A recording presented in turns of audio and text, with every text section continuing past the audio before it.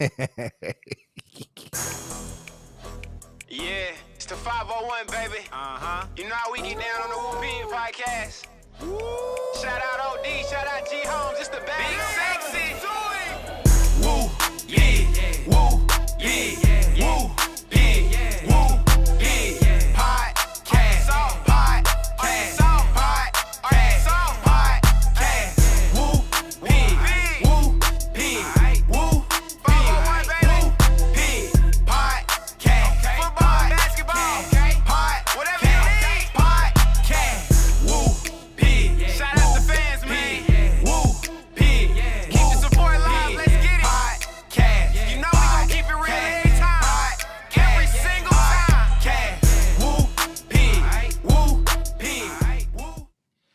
Yo, welcome back to another episode of the Woo Pig Podcast. So we're coming to you every day that we can, but typically on Monday, Thursday, and Saturday. You know we got to get it in.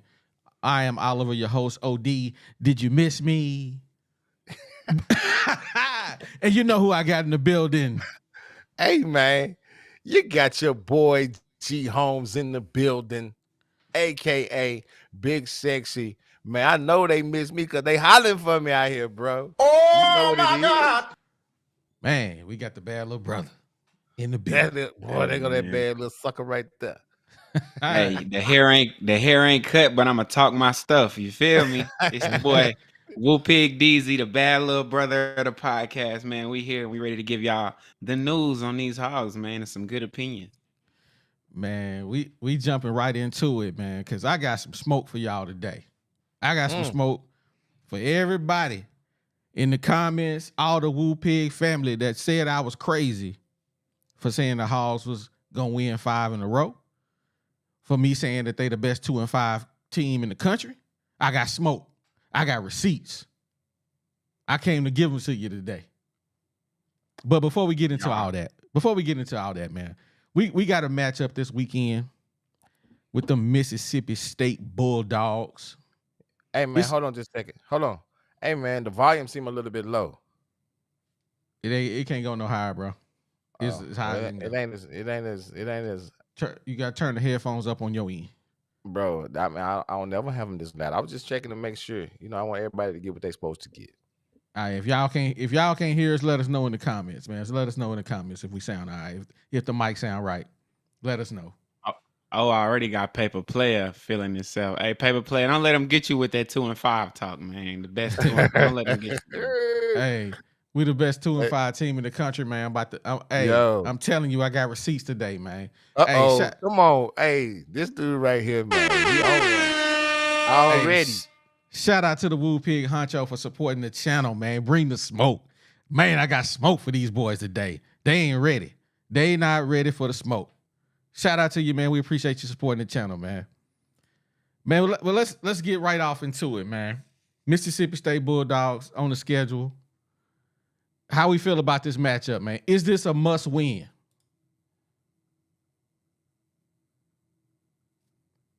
You muted, G. I can't hear you. DZ, The last few games. Okay, the last few games have actually been must-win games. You know what I'm saying?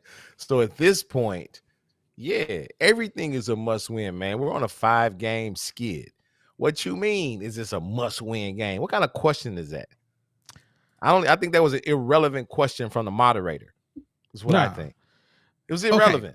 So let me rephrase my question, right? So since you say it's irrelevant, it's an irrelevant question. Two things can happen. If we win, the team feels motivated. The team feels like we got a chance to do something. If we lose, it's all downhill. The team gonna quit. That's the reason I asked the question. Is this a must win for the team morale? DZ, can you help me out here? How you feel about it? I mean, absolutely. It's definitely a must win. This not even a must win. It's a gotta win. Like, if we don't pull this one out, it's over. It's over for everything. Lives gonna drastically change if this game is not won. I don't care how it's won. It just, at the end of the day, we gotta have more points on the board than they do. Our team need it. Our coaches need it. And more importantly, this fan base need it. And to Yes. be honest, we're going to get this win. And the sad part is we're going to be like, yeah, we better win because it's true. Yeah, that's facts. And that's what I'm saying. I know, and the reason why I say that, let me preface it by saying, yeah, I understand the question, but the question was, is this a must win, bro? BYU really was a must win. LSU really was a must win because on paperwork, man, we can beat these teams. Mhm. I mean, you think about it. We've lost all of these games by one score. So there are games that we could have won, that we should have won, but there's some other variables that came into play that we didn't win these games, which is the reason why you're saying we're the best 2-5 team in the country, because we should have won these games. So being a must-win game, man, this is our homecoming, literally after a month. Literally our homecoming. Have we forgotten how to win? That's a better question. Has the Arkansas Razorbacks forgotten how to win? We have not tasted that adrenaline of a win in 6 weeks, 5 weeks, 6 weeks almost. Have we forgotten how to win? That's a better question. Hey, I can see that. I can see how they probably done forgot how to win, man. But these guys winners, man. They came from winning. Hold on, let me finish. On a finish, bro. 5-game skid, you can't say we winners. I'm talking about individually, these guys are winners, because if they wasn't winners, they wouldn't be in D1 football. So they know how to win. They ain't They forgot how won to at win. some point. They won at some point. Okay, Box, cut me off. I'm saying that they are winners because they wouldn't be D1 athletes if they wasn't winners. So they know how to win. They ain't forgot how to win. They've won their entire life. That's why they sitting where they sitting. They ain't forgot how to win. They want to win. No matter what game you've ever played in your life, no matter what it was, you wanted to win, didn't you? Facts. You ain't never forgot how to win, man. You may be on a little losing streak, but you ain't never forgot how to win. Them boys know how to win. They gonna get it today. They gonna get it. I'm telling you, they gonna get it. But before we get into that, wait a minute. Let DZ answer the question. DZ, go ahead and get it, man. Give me a time to do my thing. Go ahead and do your thing. Yeah. I agree and disagree, only because, again, I'm bringing up some old high school stuff. Man, I went to Horace Mann Middle School, and I think we went undefeated every year that we played. We was too cold. We had a running back by the name of Rashad Earls, and we did our thing. And then I remember going to high school, and I went to Bryant. Now, this ain't like the Bryant nowadays that's #1 in the country and doing all this crazy stuff. We was okay. We was like a win maybe 8 to 7 games a year type team. And you can definitely forget how to win. I ain't gonna lie. Like, you can be around a culture, and it starts with the coaching staff. I had a coach. His only thing he wanted to do was win conference every year. He never cared about winning state. He never even talked about it. He just talked about, let's win conference. And when you got that type of mindset, just like Pittman talking about, we just trying to get to a bowl game. I mean, you can sell yourself short. So it's a slippery slope. Okay, I agree with that. Let's look at some of the guys that we got either coming back or not coming. Some time, but a pretty good pop right there. All right, man. It's your boy Woo Pig DZ here to give y'all another Woo Pig injury report, man. So as y'all know, my boy Pooh Paul was knocked out of the game with a pretty bad concussion. We already knew he was gonna miss the Bama game, but he is questionable for this game right here. So, Pooh Paul, if you hear this, come back, dog. We need you. We need you bad, man. Next up, we got our boy Singletary, man. You know, no matter how you feel about Singletary, having a starting caliber corner on our team, we gonna need him. He played a little bit in the Bama game, but if you watch that game closely, mostly they had 25 in there starting on the other side. So Singletary, come back. We need that depth, man. You definitely will be able to hang with Mississippi State receivers. You know, it's a little different than Bama. Them boys are snagging. All right, then we going down to Cam Ball on the D-line, man. Cam Ball is definitely questionable, but he did practice this week, which is a great sign. As you know, Pittman, if you practice, you probably going to play. So We should be able to see Cam Ball, help them boys in the middle get a little bit more wind in themselves. All right, next we got Keon Stewart. So if y'all really think about it, these next two people on my name are really important because we missed Singletary for most of the Bama game. We didn't have Keon Stewart really that much in the Bama game. Like he played a little bit here and there. And we had no Dwight McLaughlin. So with a banged up secondary, don't forget about little Jalen Braxton. I almost forgot about him in there.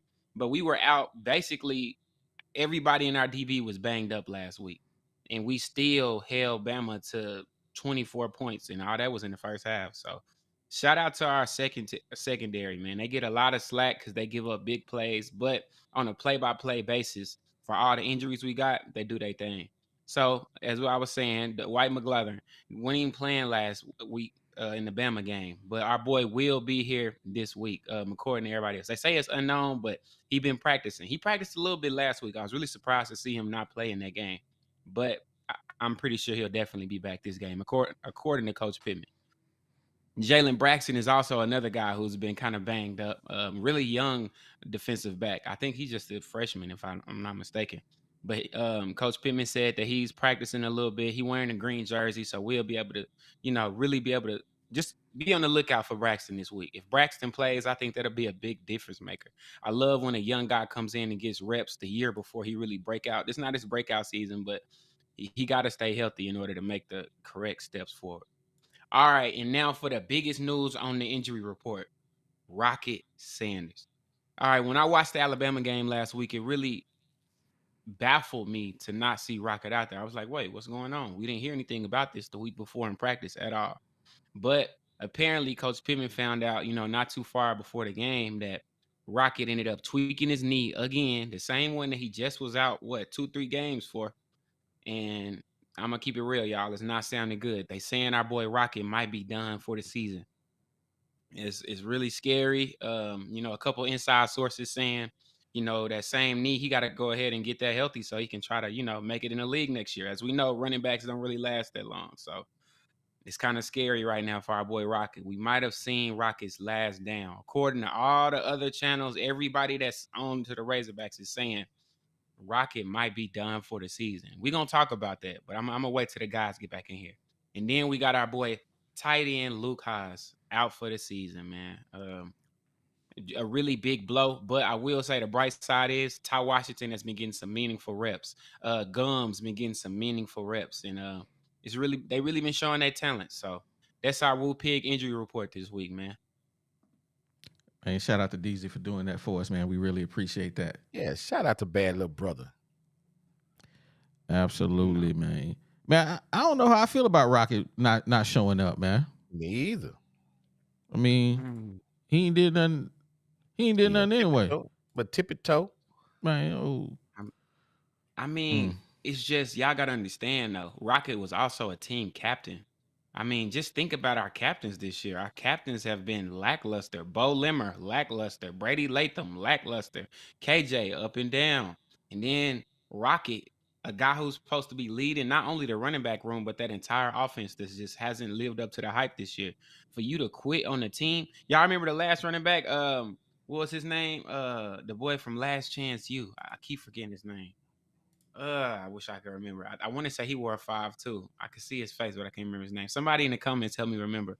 But he quit on the team because he had an injury and he wanted to get ready for the draft. So, when you do things like that, that can really affect the morale of the team. And that's just not a good look to me. I don't know. I feel like even though running backs do have a very low shelf life, they only last 4 or 5 years typically anyway. But come on, man. Like, you can't quit on the team. You got to keep doing your thing out there. Rehab and get healthy, but come back. absolutely. Man, I have to fix that. All right, cool. Now we in the business. Man, I got to Okay. find this guy's name. Now, G, how you feel about Rocket, man? Look here, man. If he was healthy, yes, he's a great asset to the team. I had him preseason whenever we talked about him. I really wanted him to be in the 1,500 club this year. I think you guys had him in the 1,200 club. So we really expected him to do good things. And over 7 games, it just hadn't panned out. Injury and the blocking schemes have just not been conducive for him to be able to gain a bunch of yards. So, like you say, really, okay, I'm gonna need AJ Green to step up. It's next man up in any sport that's 1, 2, 3 deep at any position. The next man up has always got to be ready. So it's next man up mentality. I can't really cry about spilt milk of whether or not Rocket is gonna play next week after that. I gotta say, okay, he may not play. Who the next man in the stable? Let's saddle him up and let's get out here and let's do what we gotta do. So if that's AJ, hey man, I need him to be able to take the reins and let's get on down. But that's yet to be seen. So that's how I feel about it. I'm glad you brought that up because Pittman said he said one of the dumbest things I ever heard in my life in the press conference when they was asking him, why is it that AJ Green is not getting snaps? He said, we feel that DeBinion is better on the inside than AJ. And that's why he's been getting more snaps. But we will try to make it even between the two. Now, I don't know about y'all, but the team that I've been watching for the last 7 weeks, AJ has looked so much better than DeBinion. DeBinion got almost double the amount of snaps with less yards than AJ. That doesn't make sense why you would not put AJ in the game and run AJ. DeBinion out there tripping over his own feet. He missing blocks. What, man? Where is it at? Y'all just hate because I'm That a ain't- Razorback. I gotta but get that's it. okay, though. No, that ain't it either. Where is it? Oh my What God. more do you want from me? Oh my God, man. Sorry about the sound effects. I couldn't find the one I wanted. That was just dumb though, man. Yeah. Pittman don't know what he doing, bro. I'm just gonna say it. He don't know what he doing. Man, that's bars right there, bro. He don't know what he That's all doing, I'm bro. gonna say. He get on my nerves, Yeah. bro. What y'all think about this Man, this Pittman, DeBinion, AJ situation, man? I mean, it's just clear favoritism. I hate to say it. Have y'all ever just listened to how Pittman talk about KJ or he talk about certain guys? It's more like a son. It's like, I know he's going to get it together. I know he's going to do right. It's whenever you play for certain types of coaches, they don't really pay attention to what's going on in the game. They pay attention to what goes on in their heart. In his heart, he want this person to win. So he going to give them every opportunity to do that. And that's not what a good coach does. You got to recalibrate every week based on the performance that you just seen. And I just don't see Pittman That's doing facts. that, to be real. That's facts. I mean, I can't even argue with that. Hey man, shout out to Fred Gibson Jr., man. He said AJ getting done bad by giving all those favoritism carries to DeBinion. AJ been running good this season. Man, that's facts. But That's you big know facts, what, though? man. I think the bigger question is, what is the favoritism? Why is there favoritism? Is DeBinion a great practice back? He You see gotta what I'm be. saying? You I gotta don't be. I don't Man. understand that. If I'm not mistaken, ain't AJ Green one of Chad Moore's boys? And DeBinion is a Pittman boy. I think that might be the real thing we're not talking about. You done spoke I on think something. AJ Beezy? Green. Okay. Wow. But you know, we I got something to say about Pittman, and I know we real hard on Pittman, man. But man, I want to visit something, man, that was said about Pittman, and the Razorback team, man. I want to get y'all thoughts on this, bro. This is roses from one of the best coaches ever. I mean, let's check out what he said. Got a lot of respect for this team. I told our team, I said, this is going to be a different kind of fight. All right, because Sam is an offensive line guy, he's a tough guy, he's a physical guy, and their team is going to keep fighting in the game, no matter what. They always do when they play us. So we need to be ready for that. And obviously, didn't make that point as well as I needed to. Do Hog fans not know they got a good thing? That's my question to both of y'all. Do we not know we got a good thing? I Yes. think it's a little bit of Go both. ahead, Deez. Yeah, it's easy, and I think this really goes to the whole, are you looking at stats or are you watching the game? See, the thing is, us Hog fans, we watch the games. So everybody telling us, oh, y'all got so much fight, y'all only losing by 1 touchdown. Bro, in all of those games, we should have won by multiple touchdowns. That's what y'all not Should have. seeing. Yeah. If this offense had any type of rhythm, LSU would have been a blowout probably. We Yeah. should be a top team in the country this year. This is year 4 of Pittman. We got a complete senior overhaul in our skill positions. Wide receivers, all seniors. Rocket Sanders, a junior, which is basically a senior in running back talk. KJ Jefferson, a 5th-year senior.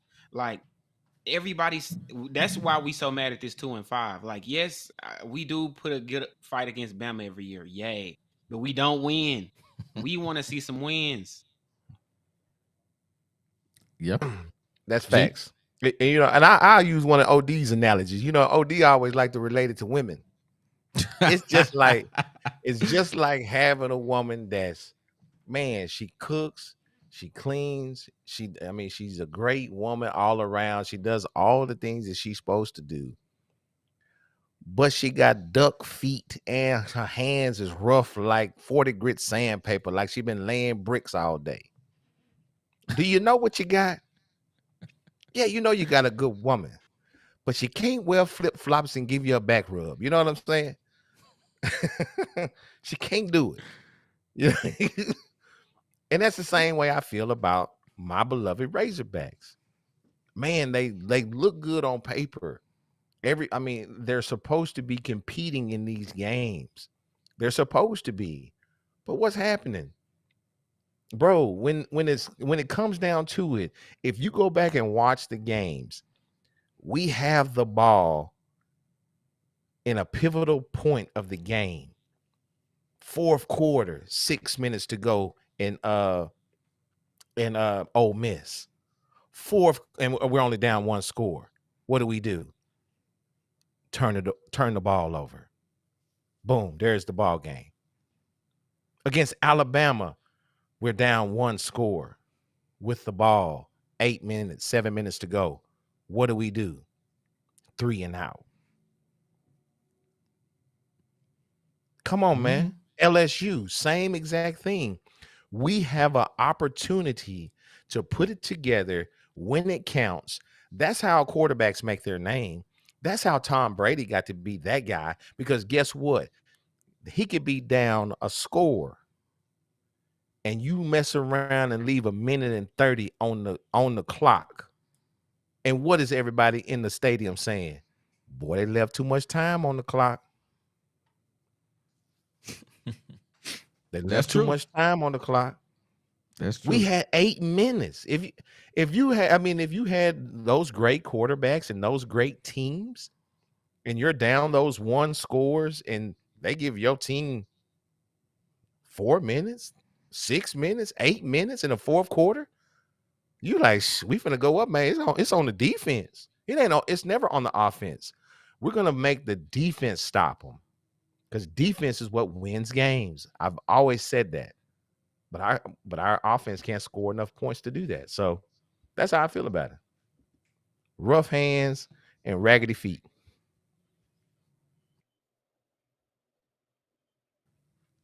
I hear you. Hey, shout out to Box for the super chat. What up, E-Beezy? He said we've always been labeled as playing hard. Absolutely, we have been. That's facts. I don't ever remember a time where the Razorbacks have won on a last minute drive. I'll take that back. Ryan Mallett was did. one that I remember off the top of my head. Ryan Mallett did it, but he didn't do it when it mattered in the Sugar Bowl when we played with Ohio State. Yeah. He didn't come up. But Ole Miss, that was the only game that I can recall where we came from behind to win the game. It may be more. Y'all let us know in the comments, man. But absolutely, Box Man, we appreciate you supporting the channel, man. Also, we got Boss Hall, always supporting the channel as always. The talent is there, but the coaching is bringing the team down. Boss Hall, I got something special for you, man. Uh-oh. I got something special for you, Boss You got a Hall. bullet for him? I You got done something loaded him? special, man. You done loaded Now, up for you, man. I just want y'all to understand what others are saying about the Hogs, man. We got to get into it. Are we being too emotional because we losing? Are the other teams? Alabama found out how quickly that gap could close, is what they found out. So they collectively take their foot off the gas. Arkansas just doesn't stop fighting because they'll never stop fighting. And what ended up happening was Bama has to stave off Arkansas. And they did. I saw Kublik earlier today, missing in action last week on the show. I saw Kublik earlier today on Twitter saying, this is kind of a shot play offense now. It's pretty much what they are. Try and run the ball, won't do a very good job of it, but still need to stay committed to it, and then hope to hit a 70-yard pass downfield. And that's the Alabama offense right now. They're still good enough defensively to where it can work, but it's very prone to droughts. And they had a drought in the second half yesterday. I think they scored 3 points. So, or they did. Did they score in the second half? If they did, it wasn't much. So Arkansas has lost 5 straight games by totals of 7, 3, 12, 7, and 3. You want to know what would really have them shook? If I were to tell them we got Arkansas power rated 30th in the JP poll right now, and they're 2-5, because we factor in quality of competition there, and Arkansas is a pretty good team. And then I dug in furthermore today. Did you know that we have Arkansas power rated higher than Iowa or Wisconsin, which means we would have Arkansas favored to win the Big Ten West right now? I told y'all I had smoke for y'all today. When I said we the best 2-5 team in the country, y'all didn't want to hear me, but I tried to tell y'all. The Hogs are not as bad as we think they are, man. But guess what? We not. Guess and what, everybody OB? see that. I know we Guess ain't getting what? the wins, but tell me what? Tell me what? We are not in the Big Ten West. I get that. So what you have us winning in the Big Ten West ain't, I mean, that what does that mean to me? Hey man, I got a check for $1 million for you, man. It's in the mail. Yeah. Mm-hmm. You hear what I'm saying? I hear what It's you're in saying. the mail. But y'all put these expectations on yourself by saying they was gonna go 11-1 and 9-3. Y'all played Wait a yourself. minute. Y'all I said played that- yourself. That's why y'all are y'all feelings. I'm not in my feelings because I knew Wait they a was minute, going OD. 7-5. Wait a minute. Yeah, They're not gonna yeah. go, bro. Hey, bro. Hey, man. They going Wait, 75. You heard Wait me. just a minute.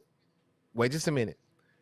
I'm not gonna let you just talk to me crazy like that because I was 85 with the bowl win. I was basing 11-1. Hey, rest in love. 11-1. I But can't wait till we go 4-8. I can't. I'm gonna be talking real slick. But here's the deal. That was based off of what we base everything off of. What's coming out of spring practice, what's coming out of the fall practice, what's coming out of these press conferences and everything. Okay, what it looks like on paper. Bro, we did meet the Hogs and we talked about every position. We talked about all of those things. And on paperwork, these guys were supposed to be able to perform at an SEC caliber level and really compete. Okay, that's what it was billed as. Okay, we know that these coaches, quote unquote, are supposed to be great judges of talent. They see these kids play every single day. They see them practice. They see the work that they're putting in the weight room, in the film room, in practices. So, am I not supposed to believe that? Am I not supposed to believe that? Yes, I'm supposed to believe that. I'm going to take me as a Hog fan. I am going to take, yes, the Hogs are going to win instead of, nah, them fools ain't going to win. hey man, we did everything that we were supposed to do. We made some good transfer portal gets. So I was supposed to feel like that until they proved me wrong. So I didn't. Not the cap. I mean, what you mean? I got hey, it's good, G. I got something for him. I got a question. Go for it. I'm listening. Did y'all? So just tell me this, because y'all said this, and we can go back to the receipts to back this up. Just answer this question for me. Is this the most talented team Pittman has had since he's been on the hill? Ooh, Yes. Yes. You think so? From top to bottom? You think so? So you think this is the most talented team he's had? On paper, yeah. So why would we not expect better? If he went 9-4 the year before last, why would we're not? We're not even his own players. That's facts, DC. Of course, I'm gonna guess 9-3. Of course, he gonna go 11-1 because this the most talent as he ever had, according to UOD. So now we fools. Did I say that? Thinking, we need some receipts on that. Hey, we bro, need some receipts. So you only pulling the receipts of the money that we spent. You see what I'm talking about? Hey, that's some boy. Don't tell me nothing about a big head sucker like OD. Hey, shout out to Box, man. Support the channel, man. At least Malik got us to the Sugar Bowl. KJ gets us to the Liberty Bowl. KJ gets us down the field and have a game-winning drive. KJ don't. Excuse me. Oh, yeah, that's true. That's facts. That's true, but you got Broden out there dropping balls. I mean, in the middle of the field, the ball hit him dead in the hand. The boy just dropped it. Okay. I mean, come on. Let me say something about that, though. Okay, so he dropped a ball. Who's the greatest receiver that you can think of? We'll say Jerry Rice. Yeah. Jerry Rice, one of the greatest all-time catchers of the ball. He never dropped it. You're a lie. You're a lie. Man, he never dropped no ball. That's a lie. Man. All receivers drop folks, balls. We appreciate y'all coming, but the show is over. Jerry Rice never would have dropped that. Come on, bro. Stop them shenanigans, man. The ref was standing right in front of him. Go back and rewatch that play. The referee I just watched it today. I did too. I was watching it with you. And the referee had the duck for him to even catch the ball or get a chance to catch the ball. I give him that. I am not a Tyrone Broden fan. I promise I'm not. The boy is 6'7" and ain't showed us one time.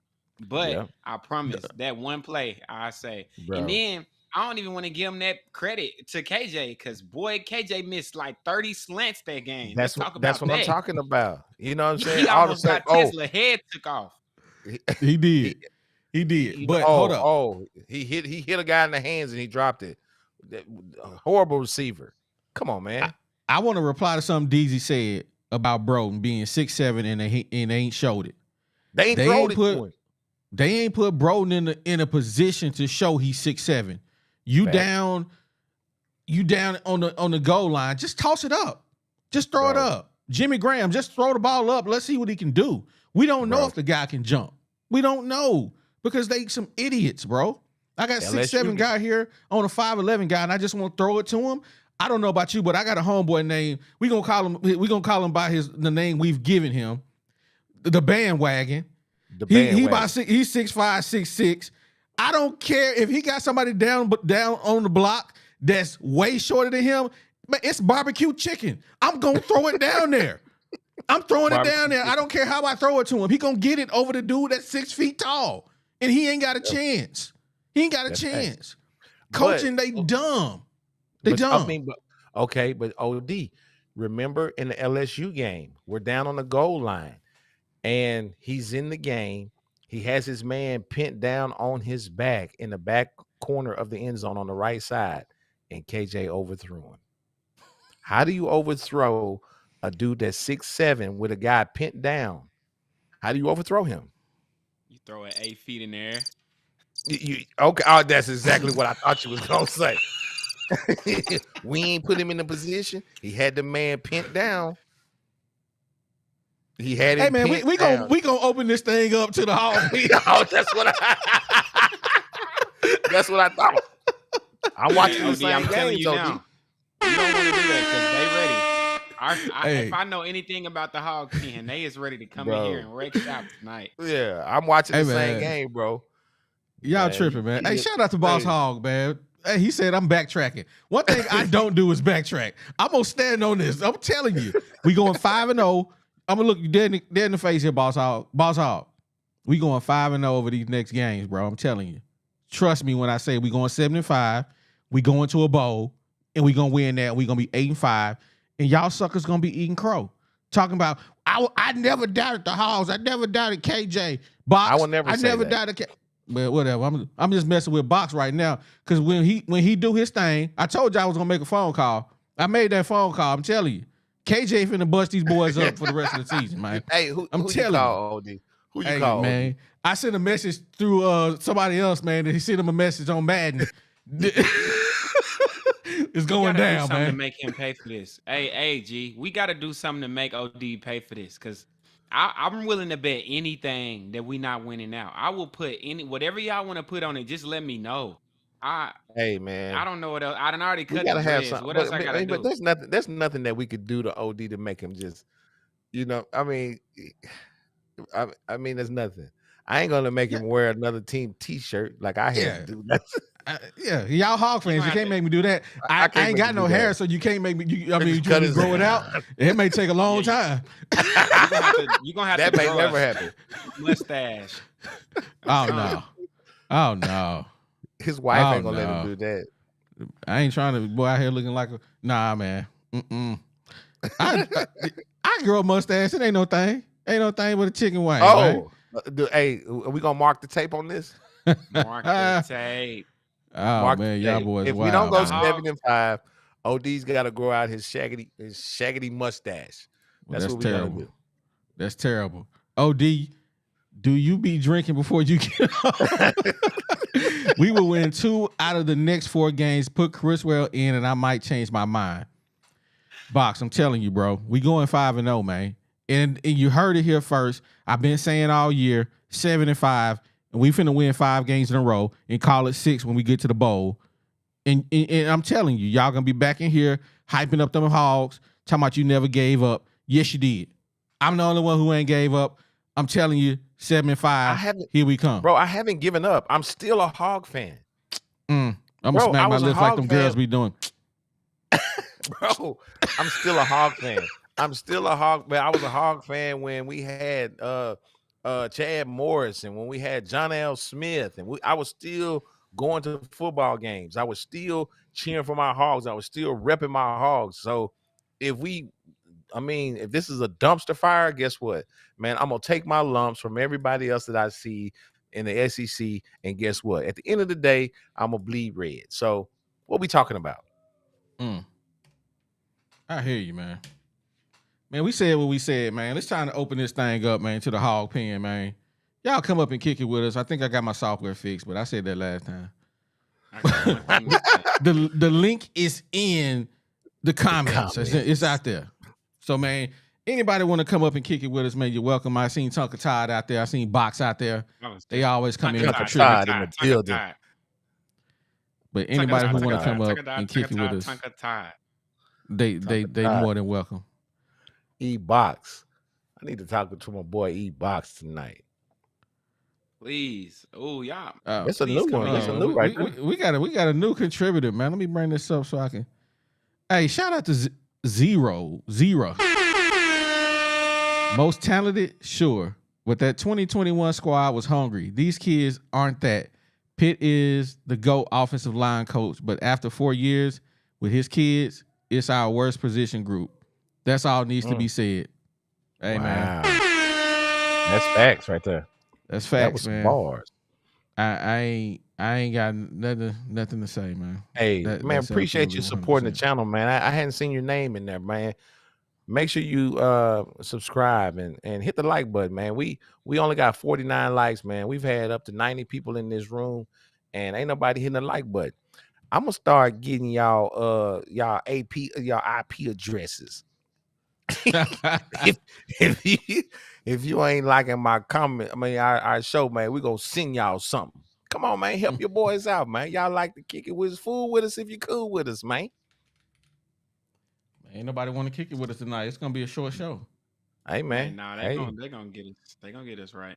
My thing is this is the only place, the only show that y'all can come up and kick it and say your piece every single episode. What That's other right. show lets you do that? That's talking about No. Hogs. No. They don't care nothing about. They don't care nothing about what y'all got to say. Yeah, they talking at you. They not letting you participate in the conversation.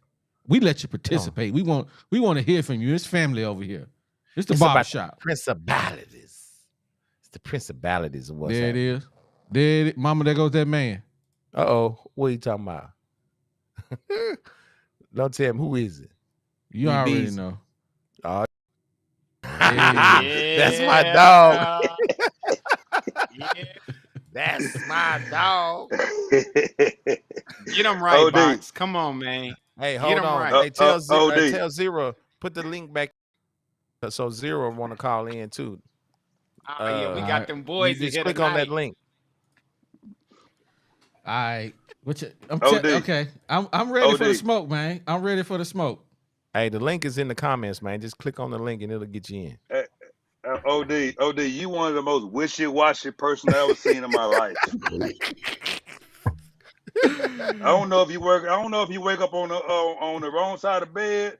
I don't know if you have an argument before you go to sleep. I don't know if you got a bad day at work. I don't know if you go out and get drunk. But you 1 minute you in Hawaii, and next minute you in Boston, Massachusetts. I don't know what you got going on in your head, really. Hey, Box. If all of us was created the same, none of us would have a purpose. Right or wrong? Hey, check this out though. What you saying ain't got no purpose. You know what you Hey, sound none of like? that. You know what you sound? Hey, you know what you sound like, OD? What's that? You sound like your buddy that got online the other day. Y'all need to stop hanging out together. Oh, you Ooh. talking about the dude from Alabama? Hey, man. Box. I ain't the only What? one who feel that the Hogs are better than their record, man. I'd rather be a good. I don't never want to be the best 2-5 team in America. But that's the situation we in right now. That Box, ain't the situation we got. The situation we got losing record. Let What me ask you this. situation is that? Let me ask you this What? question, Box. Did you honestly, before the season start, did you feel like we would beat LSU, Bama, Ole Miss, and A&M? No. Honest question. If you remember, when I was on before, I said the only game, which was crazy, that we had a chance to win was Alabama. The only one we had a chance to win. Now, Yeah, he said I'll be that. honest with you. I slept since then, but G says you did. He said But that. so you felt that they was gonna go 3-1. You said you just said they were gonna go 4-0, 4-4. No, Excuse me. he actually said they had a possibility to beat A&M. Hey. LSU was going to be a loss. That they had they could beat A&M and Alabama. Hey man, when you play spades and you say, "Man, I ain't got nothing but a possible," that means you got nothing. You got Hey, check nothing. this out. Hey, check this out. We got KJ, so we got what we got. Here we I go. knew that. Talk. It took you 7 games to realize that. Boss don't like Hey, he don't but like now, KJ. But now, the last episode, you finally agreed to me. But I guess you done slept overnight and just got back on this KJ train. I don't understand it. I don't know if Hey. you sit there and try to come up with stuff to appease the fans. But bro, you sounding bad today. No, sir. I sound bad because the game ain't been played yet. When the Hey, game and gets you know played, why? I want to hear your mouth. When we go 5-0, you know- I want you to show up and have that same energy. Hey, you I know- want you to come with it. Do you know why your stuff be freezing up? It don't You freeze be up. talking you be talking so stupid recently that it ain't got no choice but to freeze up. Hey, Hey, YouTube YouTube be doing your favor. I wanted Chris Well to get in the game so he could really take that butt whooping. Hey, I wanted him to get in the deep game. Down, hey, Whoa. Deep down, Hold I on. wanted. No, you didn't. I gotta mute you. I gotta mute you for a second because this is the point. This is the point. When KJ threw that boy off of him, like what did Nick Saban say? You heard what he said. KJ is a man amongst boys. You give him time to do his job, he'll do his job. So I'm sorry. I don't believe in what you're talking about. Criswell ain't showed me nothing, so I don't believe in what you ain't nobody showed me. Tonka Todd, Well- tap in with us, Tonka Todd. I need you to tell me something, man. The reason why Criswell ain't showed you nothing is because we ain't seen Criswell since the first game of the season when he played a little mop-up time. That's number one. Right. Number two, you have to start asking yourself the question, can Griswell hit a slant? Can Griswell throw over the middle?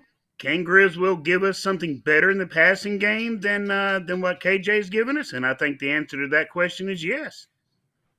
How can you say yes when you haven't Wait a seen minute. him? Hey, man. You haven't Hey, man. seen Well, it. Bro. because and Pittman and a bunch of other folks that when they first started having spring ball and everything else, everybody that saw the North Carolina transfer play said, hey, this guy's the real deal. KJ better watch his back this year because if KJ gets hurt again, he may not win the starting position back. That's what was said. Okay. They're not gonna get that boy spot up like that though. This ain't that No. type of school. They So let ain't gonna do that.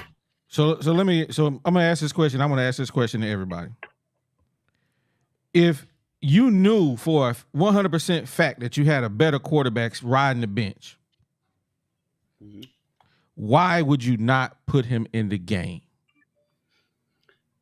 Three little initials for you, OD. NIL. NIL. That's what I was gonna say. Let's These go, people are- Tonka. And Yeah. in the pros, do you pay a quarterback $30 million to sit on the bench and hold a clipboard? No, you don't. Do you pay a linebacker $20 million to sit on the sidelines and hand out waters and clap butts? No, you don't. This is college athletics. Just because these school didn't pay him any money, these other companies paid him money. I don't care what you paid him. My job is on the line. So if I got a better quarterback out there on the bench, I don't care what you paid him, bro. I am trying to win. Right. Them billion dollar right. them $billion Arkansas companies you talking about. Man, Exactly. Well, Hey, if Well, you gonna here- fire, here- if you gonna fire me, whoa. If you gonna fire me, let me go out on my sword. Let me go out on my own. I don't believe in this guy that you paid the money to. I'm gonna bench him. So if I'm gonna bench him, hey, if he sucks, and I got this other dude that y'all want so bad to get on the field, then and I'm the coach and I know he's better. Man, look here. I believe in what I'm doing. I believe that Criswell is better. I'm gonna put him in the game. But he ain't done it yet. Hey, knowing his job is OD. on the line. Now, Well, who sounds well, stupid? My job on the well, line, hold and I'm on, gonna let me ride with say the one dude thing. just because y'all paid Okay. this dude? Boy, y'all Well, won't make me say that hang on. N word. But come on, man. Come on. This Hang dude is now, on OD. KJ's payroll. Okay, now check it out. Let's flip the script and ask the question that needs to be asked. Why is KJ starting? Right? That's the question. Why is KJ starting? Right. Well, couple of reasons. One, you have no offensive line. Two, he's 250 pounds. Three, he's a better running option than Griswell. That's the only thing he can do better than Griswell is run the ball because the man is 250 pounds and built like, old Big Ben in England. Tackling him is a really hard thing to do. So that's why he's in the game. That's why we've not been seeing Griswell. let me. Didn't we just Tackling- have a tackle- whole segment? Didn't we just have a whole segment on how Pittman play favorites? We just talked about this. For some reason, y'all can see it when it's the running backs, but when it's the quarterbacks, y'all somehow don't see it no more. Bro, Pittman feel is the absolute best. But if we keep it a buck, go listen to any of the wide receivers talk about Criswell throwing the ball in preseason. It was black and white. Criswell is gonna throw the ball 1,000 times better. Everybody keeps saying, "Oh, but the O-line not gonna block for Criswell either. He gonna hit the check downs. He gonna throw the ball accurately on these slants." It's man, I don't. That's I'm what not y'all saying, think, but y'all ain't seen none of it. Y'all ain't seen none of it. OD. Hey, Actually, we did. We saw it in the first game, and we saw him do what? Throw a touchdown pass. yeah. What you see, if you go back and you break down the tape, man, what you'll see is Griswell has a quicker release. Griswell has better mechanics in the pocket. His footwork is better. His hand position when holding the ball is better. He's just a better passing quarterback. But he on for the this bench. offense to work in Sam Pittman's mind, he has to have, 250-pound, 300-pound quarterback to also run the ball, it seems like. But that's the only difference between the two. Hey, man. First, Hey, what's up, Zara? Man? OD, Hold on, Box. OD, wait a minute. Let's hold on, Box. Wait. You keep talking about backup. Tua was a backup before he came won that championship game. Nobody's seen him. But Saban had enough balls to put him in. Then we keep talking about how big KJ is. KJ been stopped 2 games in a row, 3rd and 3 by a cornerback and couldn't get 1 yard. No lies detected. Y'all sitting here talking about that ain't even the question. The question is, What's your question is? Hey, I tell who we you got what, in the before room we now? before we even get into Let's welcome our new your guest. shenanigans, we gotta welcome our new guest, man. Oh, what's up, Zara? How you doing today, bro? Hey guys, how you guys doing tonight? Man, we good, man. What's your name again? Yeah, well, my go by Zara. Zara's my online Zara. persona. I got you, Zara. That's what we gonna I'm call gonna call you Zara. I'm gonna call you Zara. Yeah, I'm a diehard Razorback fan. Was in the Navy 6 years, and I was the only Razorback fan on that damn boat. Oh, that's what I'm talking about, baby. That's Boss Hog up there, ain't it? Boss Hog in the building too. What's up, Boss Hog? What's up, boss? I want to hear from Zara How's and it Boss going? Hog. Man, y'all can roast me if you want, but tell me how you feel about what we talking about tonight. Well, okay, so I'm gonna make this very brief, and we can nitpick KJ, we can nitpick the play call, we can nitpick everything, but I'll be honest with you. I've been watching Razorback football since I was in diapers, and Me too. I cannot remember, honest to goodness, I can't remember a time other than the Chad Morris years where I have been just completely flabbergasted with the product that I'm seeing on the field. Now, again, I love Pittman. I love Pit Boss, as I like to call him. He's a fantastic human being. I imagine the players love him because they're obviously not quitting. I mean, regardless of the product they're putting on the field, they're obviously not quitting. And at the end of the day, I think that's important. It's important for us as fans to see that. It's important for donors to see that, alumni to see that. But at the end of the day, I gotta kind of scratch my head a little bit. I'm thinking, did we pull the trigger a little too fast on Dan Enos? Because obviously what we had before was working. With Kendall Briles, it was working. Yeah, you could say we took a step back last year, but then again, the defense kind of let us down. I mean, my God, if our secondary just ranked in the top 50 last year, we probably win 10, 11 ball games. Let's call it duck and duck here. Mm-hmm. So I think this year, I think the defense is kind of flipped, right? The roles kind of flipped. If we had a top 30 offense, we'd probably be winning most of these games, probably running away. Actually, I mean, just the fact that we almost beat Alabama, given the fact that we only scored what was 150 total yards of offense, like our defense is doing its job.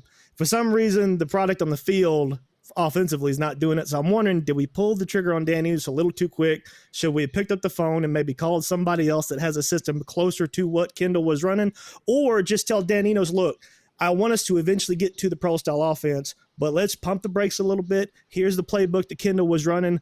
Let's cherry pick a couple of things that he was doing that worked really, really well because KJ knows it. And then we'll just start adding your stuff in as the season progresses. And when we get into the dog days of, August, September, October, November, as we start playing these tougher and tougher stretches, like example, the last 4 weeks when we're not home, now we can start pulling stuff that people have not seen yet out of your playbook and start doing things and just mixing it up, because clearly what Dan Enos is doing from day one by himself with his system just ain't been working. That's my 2 cents. Bro. Hey, That's a fabulous take. Man, that's a fabulous take. That's what I'm talking about. That's the hog pen right there, y'all. That's a dang good take right there. I agree with everything you say. I got some facts Hog for you. pen. If you think about the last few coaches we had, only one coach will pull the starting quarterback and put a backup in, and that was Houston Nutt. That's true. it. Pittman is not going to play Griswold because Pittman is in love with KJ. If you don't remember when Franks went out for the Missouri game, they was on a bus going to Missouri. Pittman was talking to a transfer quarterback, and he told KJ, he said, "I got confidence in you." And KJ went out and played that good game, and Pittman said from there on out, he said, "Hey, we stuck with KJ, we got him, and that's all we do." Arkansas was blowing out University of Arkansas Pine Bluff. He put Hornsby in there at the very last minute. You know, otherwise that he gonna play KJ the whole game.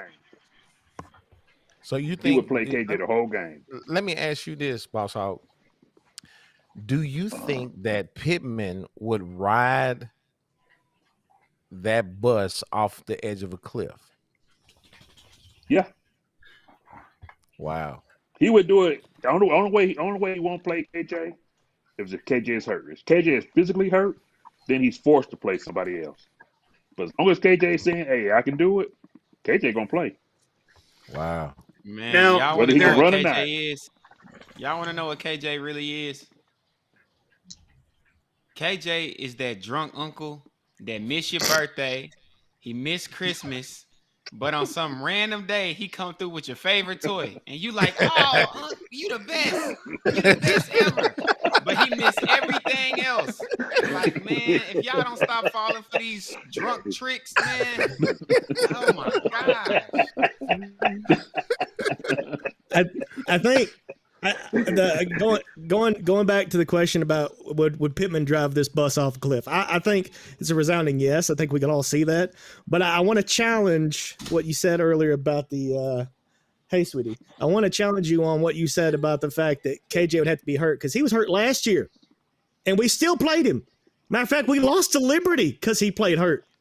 And I want to push that just a little bit, but then the other thing I'll say before I mute my microphone, hey, my daughter just came in crying for some reason. Hey man, we all dads in the building, bro. So last thing I'll say before I mute myself is the fact that I think that KJ, what he did in the Missouri game 2-3 years ago, I think that won Pittman's faithfulness, and I don't think he's going to walk away from that. I think Pittman feels like he owes KJ for that, and I don't think he's going to give that up. Man, shout out to you, Zero, man. We all dads in the building, man, so we understand. We understand totally, bro. She wants some attention. Absolutely. That's what's up, man. You know, I guess. Go ahead, Tonka. I was going to say one thing to keep in mind when we're talking about favoritism and everything else. Every coach does it. I did it. Every coach does it. Okay, it's just human nature. Okay, it's just kind of what we do. But how that is beneficial is now when Sam Pittman goes into a high caliber quarterback's home to recruit him out of high school, he can say, "If you're mine, I stand next to you thick and thin no matter what." And he points to KJ as the example. Mm-hmm. Yeah. That's on the screen. And KJ going to be that one to get him fired. Hey, OD, please put that up because we need to see that. I got it here for a reason. I don't want to cover anybody up, but I'm going to have to because I didn't create anything for this. We know you're gonna cover me. Hey, we know you're gonna cover me up. Go ahead. But you on my side, so I'm covering me up too. So don't feel bad, Box. This ain't got nothing to do with you, man. I understand. This right here is the reason why I hated the Enos hire. Blow it up a little bit more, OD. I can't really blow it up. Yeah. So I don't know if you guys can see this, but it's basically talking about some observations of total offense rankings. Under Kendall Browse, we was 35th in the nation. TCU Kendall Browse offense is number 12 in the nation. Arkansas under Chad Morris, we were 94th in the nation. Under Dan Enos, we 116 in the nation. Worse than Chad Morris. Hey, so, y'all know what that mean about y'all know what that mean about Kendall Browse? He dumbed down his offense for KJ. But it don't matter. it don't matter. That's what that it he meant. dumped. Hey, why don't it matter? I gotta mute you, He Box. knows. Why you go mute? I can't. He over talking me, bro. He be able to let me make my point. The point is this: it didn't matter if he had to dumb it down or not. He dumbed it down for KJ. KJ had the Arkansas Razorbacks as number 22. No, I'm sorry, 35 in the nation. 35 in the nation just last year, and now we 116. Is that on the coordinator or the actual quarterback? Now, Box, I'm gonna unmute you. So now you can say what you want to say. We wouldn't be 116 if Chris was there because he's smarter. You want to dump down that offense for a quarterback. Hey, man. And KJ, why would you want to dump down the offense just for a quarterback? That don't make no sense to me. If he can't pick up this scheme, he can't pick up an NFL scheme. Period. We ain't even talking about NFL at this point. Box Why is not? Box is that uncle you can't tell nothing to. It don't matter what it is. He gonna argue with you if the sky is blue. It's green, the Box. Hey, if I'm wrong, hey, one thing about Box, if Holmes will tell you, if Box wrong, he'll shut up. Box ain't wrong with this because you don't dumb down the offense for a quarterback. If he can't pick it up, you move on to somebody who can. Okay, so Man, okay, we're gonna stop fired right there. Whoa. after one season. We're gonna stop right there. Boss Hog, what do you think about what Box is saying? Box says that you shouldn't have to dumb down an offense for a quarterback because theoretically, even in and it's been known across everything that quarterbacks are normally one of the smartest guys on the team, right? So should you have to dumb down an offense for the guy that runs it? Boss Hog. I wouldn't say he dumbed it down. I would say he just made it simpler for him. He made it That's a lot dumbing easier. it down. Yeah, but I'm trying to say that's just a fancy way of saying I dumbed it down. Yep. That's just fancy. I mean, he just made it because the offensive line didn't have to hold long, and he gave him quick reads, and so. But that's RPO. That's what it is. Works. It's simple. Yeah, that offense works for KJ, and it works for a lot of other quarterbacks, but it just Enos is, that's why Enos got fired from Miami after one season. So basically, what you're saying, Boss Hog, is the RPO is really a 1-2 read system, right? Mm-hmm. Yeah, it is. Yeah, that's a 1-2 read system. Mm-hmm. So you're not having to look at a whole bunch of progressions. No. Number one, you snap the ball, you see what the linebacker is going to do. That's basically I mean, you're trying to see what those guys are doing, and then you make a decision. Am I going to keep this ball or am I going to throw the ball? Well, actually, it's even more. It's actually even more simple than that. And it's like I was talking to Deez earlier when we was watching the Arkansas-Alabama game. It's how to say this. I'm trying to think of a nice way to say this. It's the end or nothing.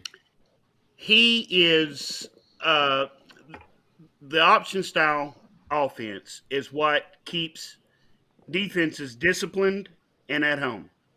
Okay, that's what it does for the defense. Okay, now if I'm going to run an RPO, then this is what quarterbacks are told from 5th grade on up. Okay. As soon as you turn and hand the ball into the gut of the running back, you're going to look at this defensive end. If the defensive end crashes inside, you pull the ball.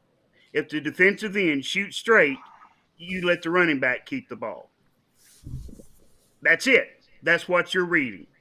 Now, for the passing part of that, then it's based on either linebacker or safety, depending on the one-man pass route that you have going out of the RPO, because which is that's most really often it's most often that quick slant, right? You know what I'm saying, right? Yeah. Or there's some type of route combination, or there's something, some type of rub or underneath or something, right? Because it's what Arkansas was running last year and what they were running under Kendall Browse is a really, really, really super simple offense, because it was read the defensive end, and then a one-man pass route. Everything else is window dressing. That was Kendall Browse's offense. Gotcha. So, Kira, what do you say about that? You asking me? Yeah. Yeah, 0. Okay. So let me. Zero. Yes, 0. Not my it's all good. My thought on KJ's woes and even a little bit of the play calling. I think the number one thing, and I think we all fall victim to this. We watch KJ. We're like, damn, man, he's just not as hot as he used to be. It's like, is it the play calling? Is it this? Is it his reading ability? Is it the fact the offense has to get dumbed down? I think we can all agree we just miss Traylon Burks like a lot. like that dude that could just get some separation because get open. The one and get open. Now, then that's not to say that we can't also depend on a lot of the guys we have now. But the problem is, and I think that KJ. His woes are multiplied. Pardon me. I think his woes are multiplied by the fact that he's just not very good with the intermediate route. Anything middle of the field, he's either off by too little, too much, or it's just way too hot, and the receivers just can't flat catch it, right? And I think that combine that with the fact that the offense is new to him and he's trying to learn everything. I think that causes some issues. And when you add all that up, all that stuff, you don't have a receiver that can get separation. The play calling's new, and he's having to learn everything on the fly and be dumbed down, so to speak. And then the third thing is he's not super accurate with anything underneath inside 25 yards. He's just not. I mean, how many times have we seen him miss a check down route to a running back? That's what we've been saying. Right. But at the same time, it goes back to what I said before. That's what we all been saying, bro. I've said the same thing, bro. But my point is this, bro. I've said the same thing. Go back. I don't know how all you gotta do is go back and show. check the receipts, man. I've said the same thing, bro. Y'all ain't said that I ain't said. Zero. My point is how this. long you've been watching the show, but we have been saying that. We have been saying, you know what? KJ is a great quarterback. Yes, he is. But some of his pitfalls are not being able to hit that check down. And the pressure relief valve is what saves a lot of great quarterbacks. Right. No, I think that we've been saying that. I think at the end of the day, I think that everybody's frustration with KJ are well-founded.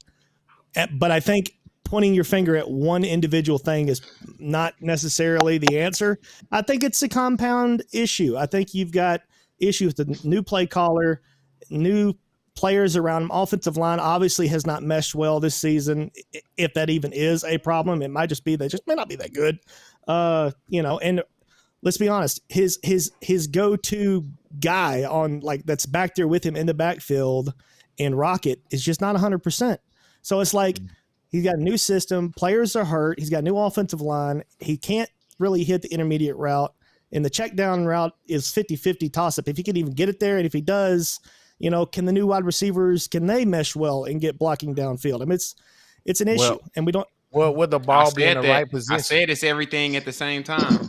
Yeah, would the ball be in the right position? Because if you go back and look at some plays over the last several weeks, KJ has put the ball in some position that will get receivers hurt. Okay, I promise you. If you go back and look at it, you're like, ooh, the receiver is thinking, yeah, I could probably catch that, but I am going to take a vicious hit. Vicious. So let me protect me and just let this thing go, because I can't do that. We've all said that he's put the ball in some terrible, I mean, one of the worst positions other than putting it into a pick position.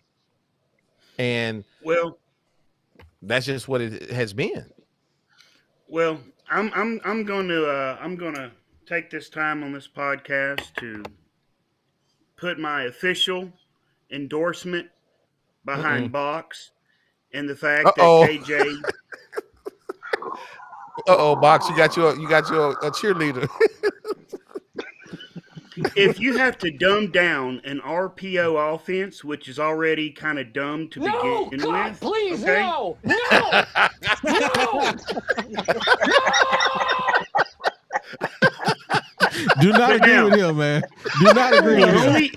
The only thing that is saving KJ is, number one, Pittman's loyalty to him, and number two is the fact KJ is still 250 pounds. I don't know if you guys have ever tried to tackle anybody that was weighing 250 pounds running the ball, but it's pretty tough.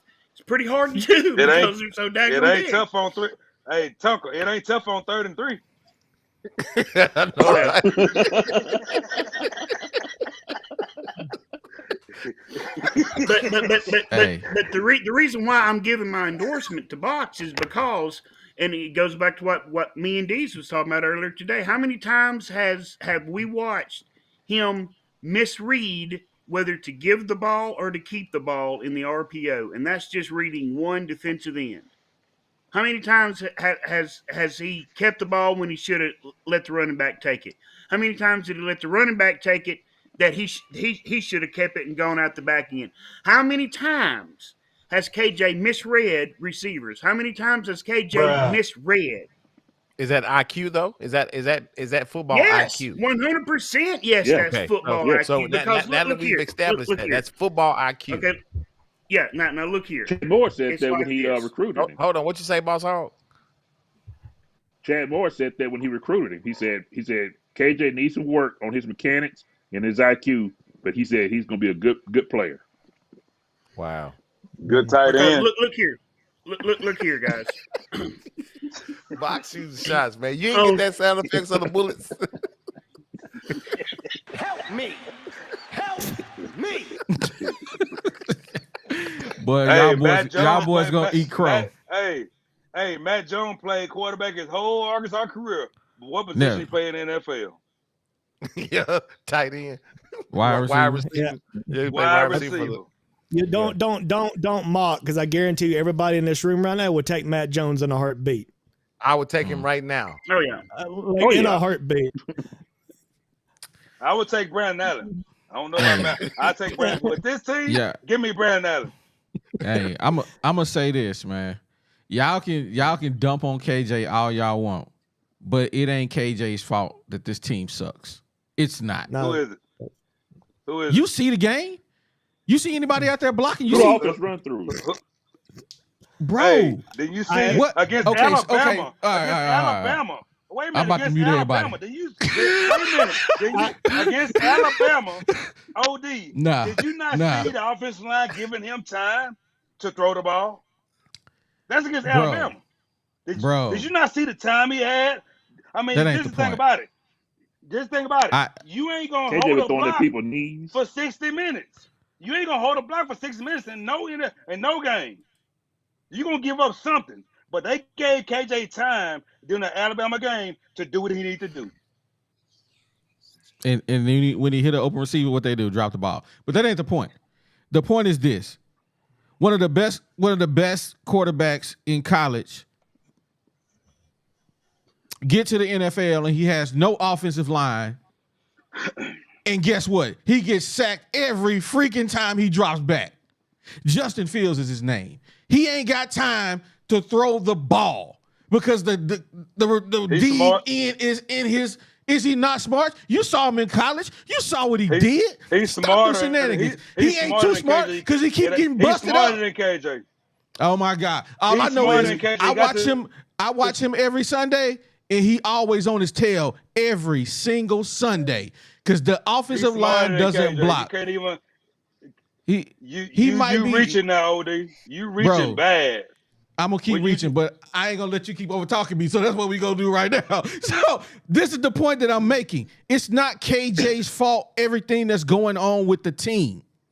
So what I'm saying is, if the quarterback ain't got time to throw the ball, then you can come to me and talk about it's his fault. But until they give him time to throw the ball, it ain't all on KJ.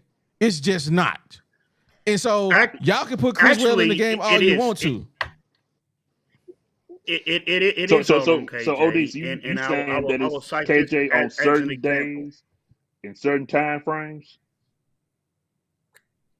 Say it again, Boss Hog. I didn't catch what you said. So you saying that it's on KJ on certain days and certain time frames? Because on the LSU game, how do you overthrow a 6'7" wide receiver? I don't My know. point. I don't know. I mean, how you do I'm that? not saying. And then I'm not there's a saying bunch of times KJ when is he without threw that fault. Tesla knees. I'm not saying KJ is without fault. That's not what I'm saying. I am saying that the team that we got in front of us right now, everything is not on KJ. Now, again, going back to my But the other offense run through KJ? conversation, my other point that I was making, if Pittman felt that Criswell was a better quarterback, the only thing that you can give me that, and my job is on the line, is that people paying KJ. Nobody actually answered the question. Would you do it? Your job on the line, and the only reason you're gonna keep KJ in the game is because people have paid him? That don't make sense, bro. That makes absolutely no sense. I'm putting KJ on the bench. Exactly. That's my point that I'm making. You gonna put KJ on the bench because you don't care that he got paid. My job is on the line, bro. I got a point to prove that Criswell is better. I'm going to put him in the game, but Pittman ain't doing it. It's got to be more to the situation than that. But OD, it's the same way that he putting AJ Green on the bench when he the best running back this year. So your point is that it ain't all on KJ. They got inadequate coaching up there. It ain't all on KJ, bro. I mean, It's definitely not all on KJ. But that's what y'all saying, though. That's what everybody in this room is saying. saying. Because he deserves it too. No one thing. He the leader of the touched team. the ball the most. Yeah, he touched the ball. He the leader on the field. He ain't the leader of the team.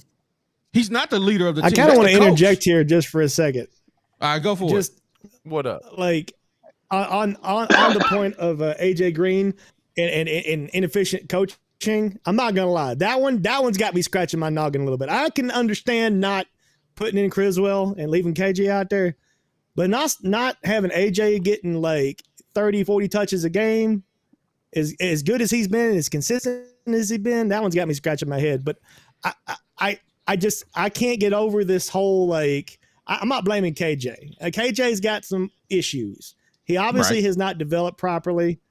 I think Kendall leaving probably had a lot to do with him kind of like reverting a little bit, taking a step back. But be that as it may, AJ needs to be in the game more. I think we all agree with that. But I think the fact that I think the issue just comes down to why are players at like not just one position group, but all positions, why are they not developing properly? And I don't know if it's the transfer portal, NIL, whatever you want to label it as. I think because our offensive line sucks.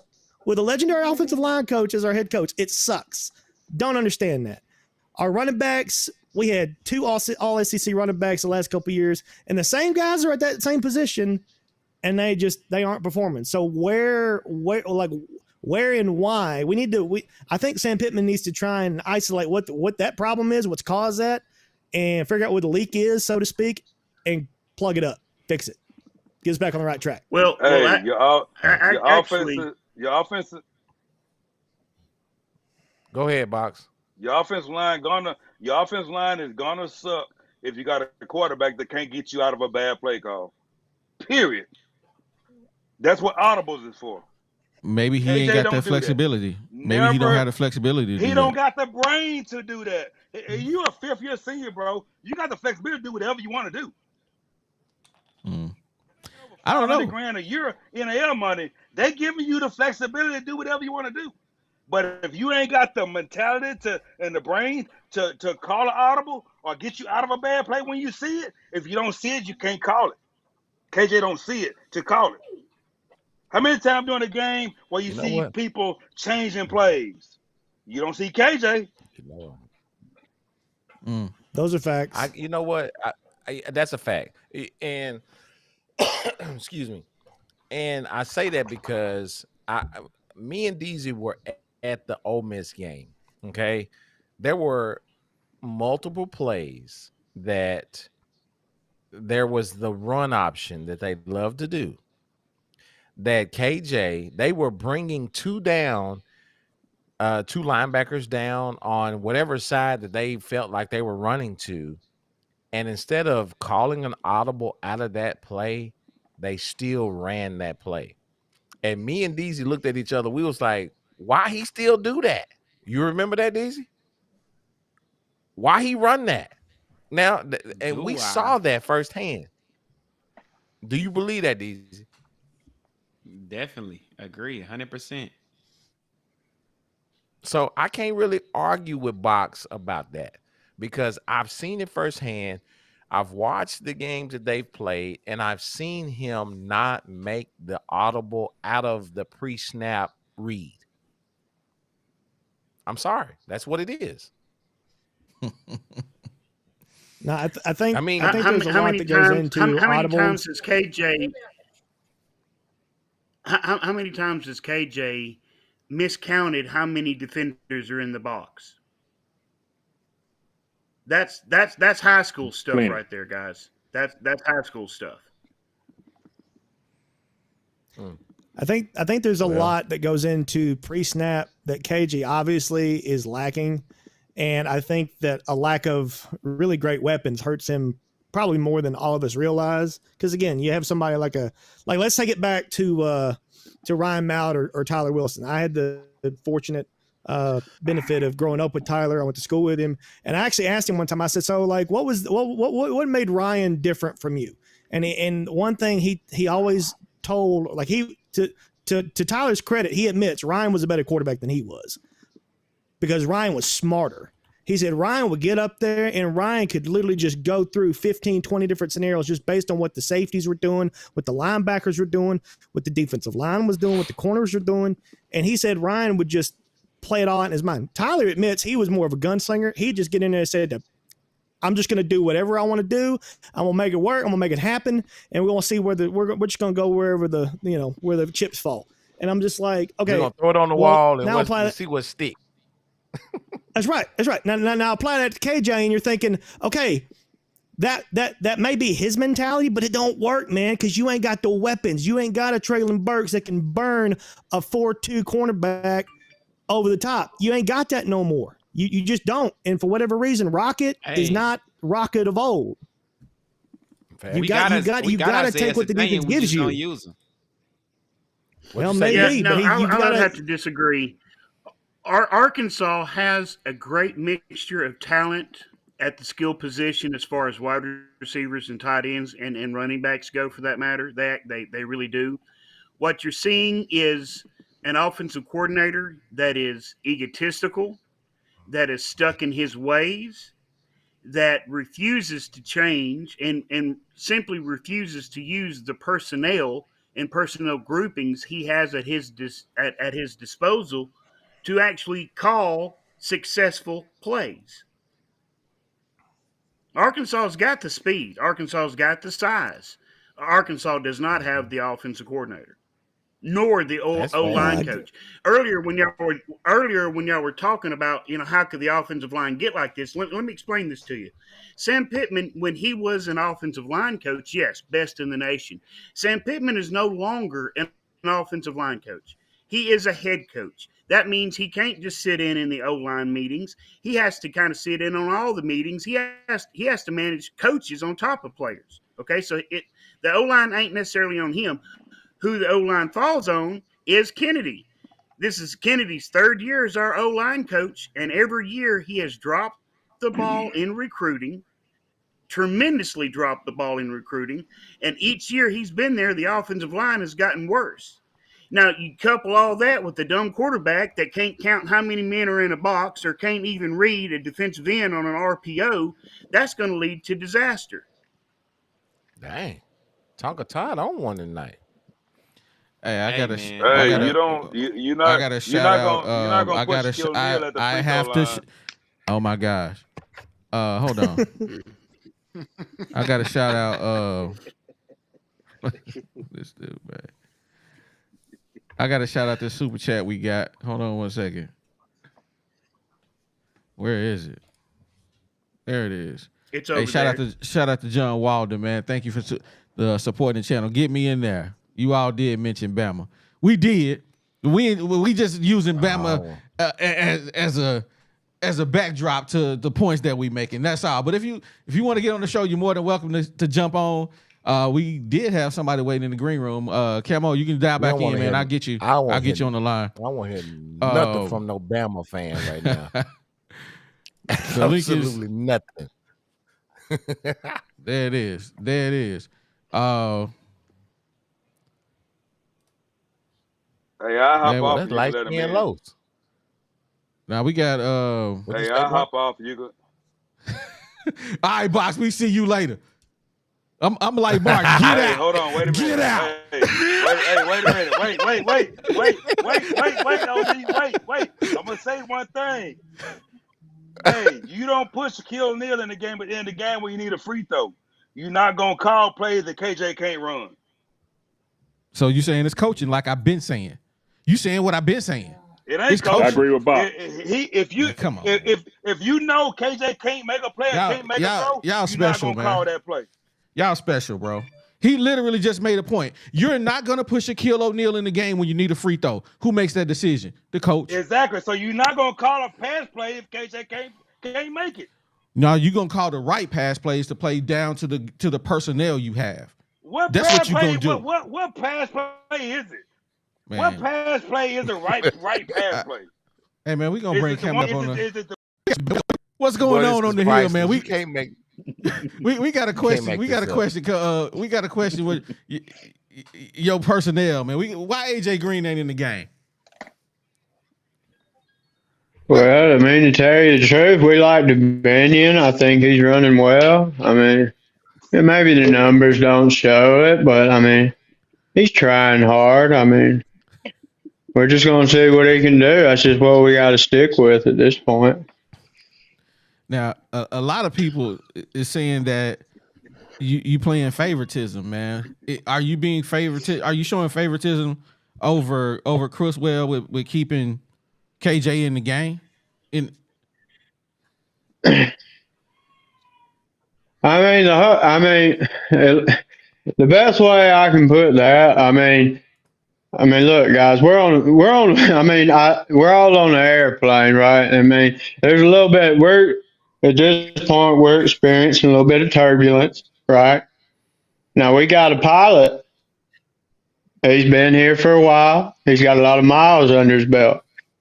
Now, do you want to bring in the guy straight out of flight school to control this whole plane? I mean, this is just. We're already nosediving. I mean, we got to stick with the guy that knows somewhat of what he's doing. I mean, things of that nature. I agree 100%. I mean, but look, but one thing we're going to try to do for Mississippi State. I mean, we're going to, you remember Kendall? He put that tape around his fingers. We're going to try to do that with Dan, and try to tape his fingers up like. Kendall would do. I don't know if that'll help KJ. Maybe, get the snap count. I mean, that was half the reason we had to let Kendall go. I mean, the guy was, $40,000 worth of tape a month. I mean, the players didn't even have tape by the time the game was there. Hey, Coach, I got a question for you. So, do you think your team has forgotten how to win? Well, I can tell you, we sure know how to lose. I mean, we got a lot of heart. I mean, I can tell you what, it might seem like we got a lot of quit in us, but boy, we don't. We just, they asked me this. They asked me this the other day. How do you get past those? Those 3 points. And I told them, I don't know. I don't know what we got to do. I got one more. I one more question for you, opponents. Coach. I think they're. Go ahead. I got one more question for you, Coach Pittman. Do you feel like you made a mistake hiring Enos? I mean, Dan was around. He's a 2-year guy. I mean, he bounces around pretty good. He's like a pinball machine. That Dan. I mean, I thought he would work. I mean, he's in kind of a, square peg, round hole, one of them deals. Man, Coach Pittman in the building, man. We appreciate you tapping in with us, Coach Pittman, answer some of the questions. Anybody else got any questions for Coach Pittman? I wish Box. Yeah, I wish I that do Box too, would have actually. stayed on. I got some. I got something for that Box. I tell you that, man.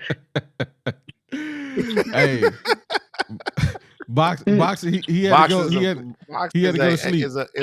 is a fan favorite, just like you, Pittman.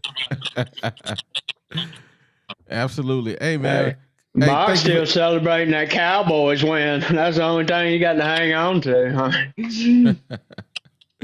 Hey, Coach Pittman, we appreciate you for tapping in with us, man. Hey, we got a Bama fan in the building. Hey, thanks a lot, Coach Pittman. We got a Bama fan in the building. He wanted to get on and talk about his roll No, tide. I didn't. No, see, you about to tell a story right now. You about to tell a story right now. He gonna come on and talk to us about either No, Bama or the Hogs. Welcome to the show, Mr. Walter. How you doing today? What's up, brother?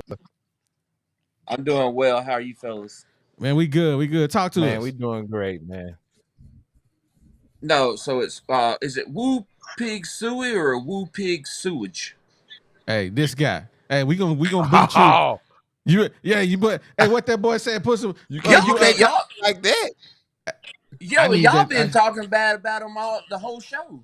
Y'all been but we can do that. about him the whole show. We can do that. I can talk. Yeah. I can talk bad about my homeboy, but can't nobody else talk bad about my homeboy. We got to fight.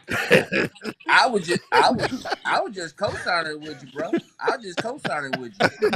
That's all I was doing. I was just co-signing. Hey, I can talk. I can talk bad about anybody. Look, I ain't got no dog in the fight. I ain't got a dog in the fight. Okay. Well, tell us what you want to say other than that disrespect. You got to show respect when you come to somebody else's house. Off the top, Put some respect on it. Put some respect on my name. You put some respect on the Hogs. You got to say it from the chest. But I will say this. Y'all already know. I told you that if Mississippi State is a good, I guess I'll call it a come up. Y'all may have a come up. I don't know, but what I will say to this is, if it don't work this week at home, then it's a wrap. We agree. I agree with that. Because if you don't win this one, you won't win another one until y'all do another scrimmage. I mean, I know they'll win in a scrimmage. Somebody's got to win, and it's going to be the same jersey. Mm-hmm. But I'm just telling you. I almost want to disagree with you and say it already didn't work at home against BYU. I already when you said that, that's the first thing that popped in my head. I was like, I mean, we already. And you can make the argument it didn't work last year against Liberty. So I don't know. Well, it was so when y'all's spring game, y'all had a tie. Nobody could win. I'm gonna tell you this: the whole SEC from top to bottom. So if you go top to bottom, just say Georgia's beatable. Obviously, Alabama's beatable. You got Missouri, which I think is a pretty good football team. But if you look at top to bottom from the SEC, it's gonna end up being, and y'all may not like it, but it's gonna be Alabama and it's gonna be Georgia in the SEC championship game. And I'm gonna tell you, it will be Alabama because LSU ain't beating them in Tuscaloosa. And Tennessee ain't gonna beat them. Alabama's going to lose 2 more games this year, so go ahead and get your cry towel ready, and you can roll tide on that while you cry in your towel because you're going to lose 2 more games. Watch what I say. Whatever you smoking, send it to 28683 Central Street, Andalusia, Alabama.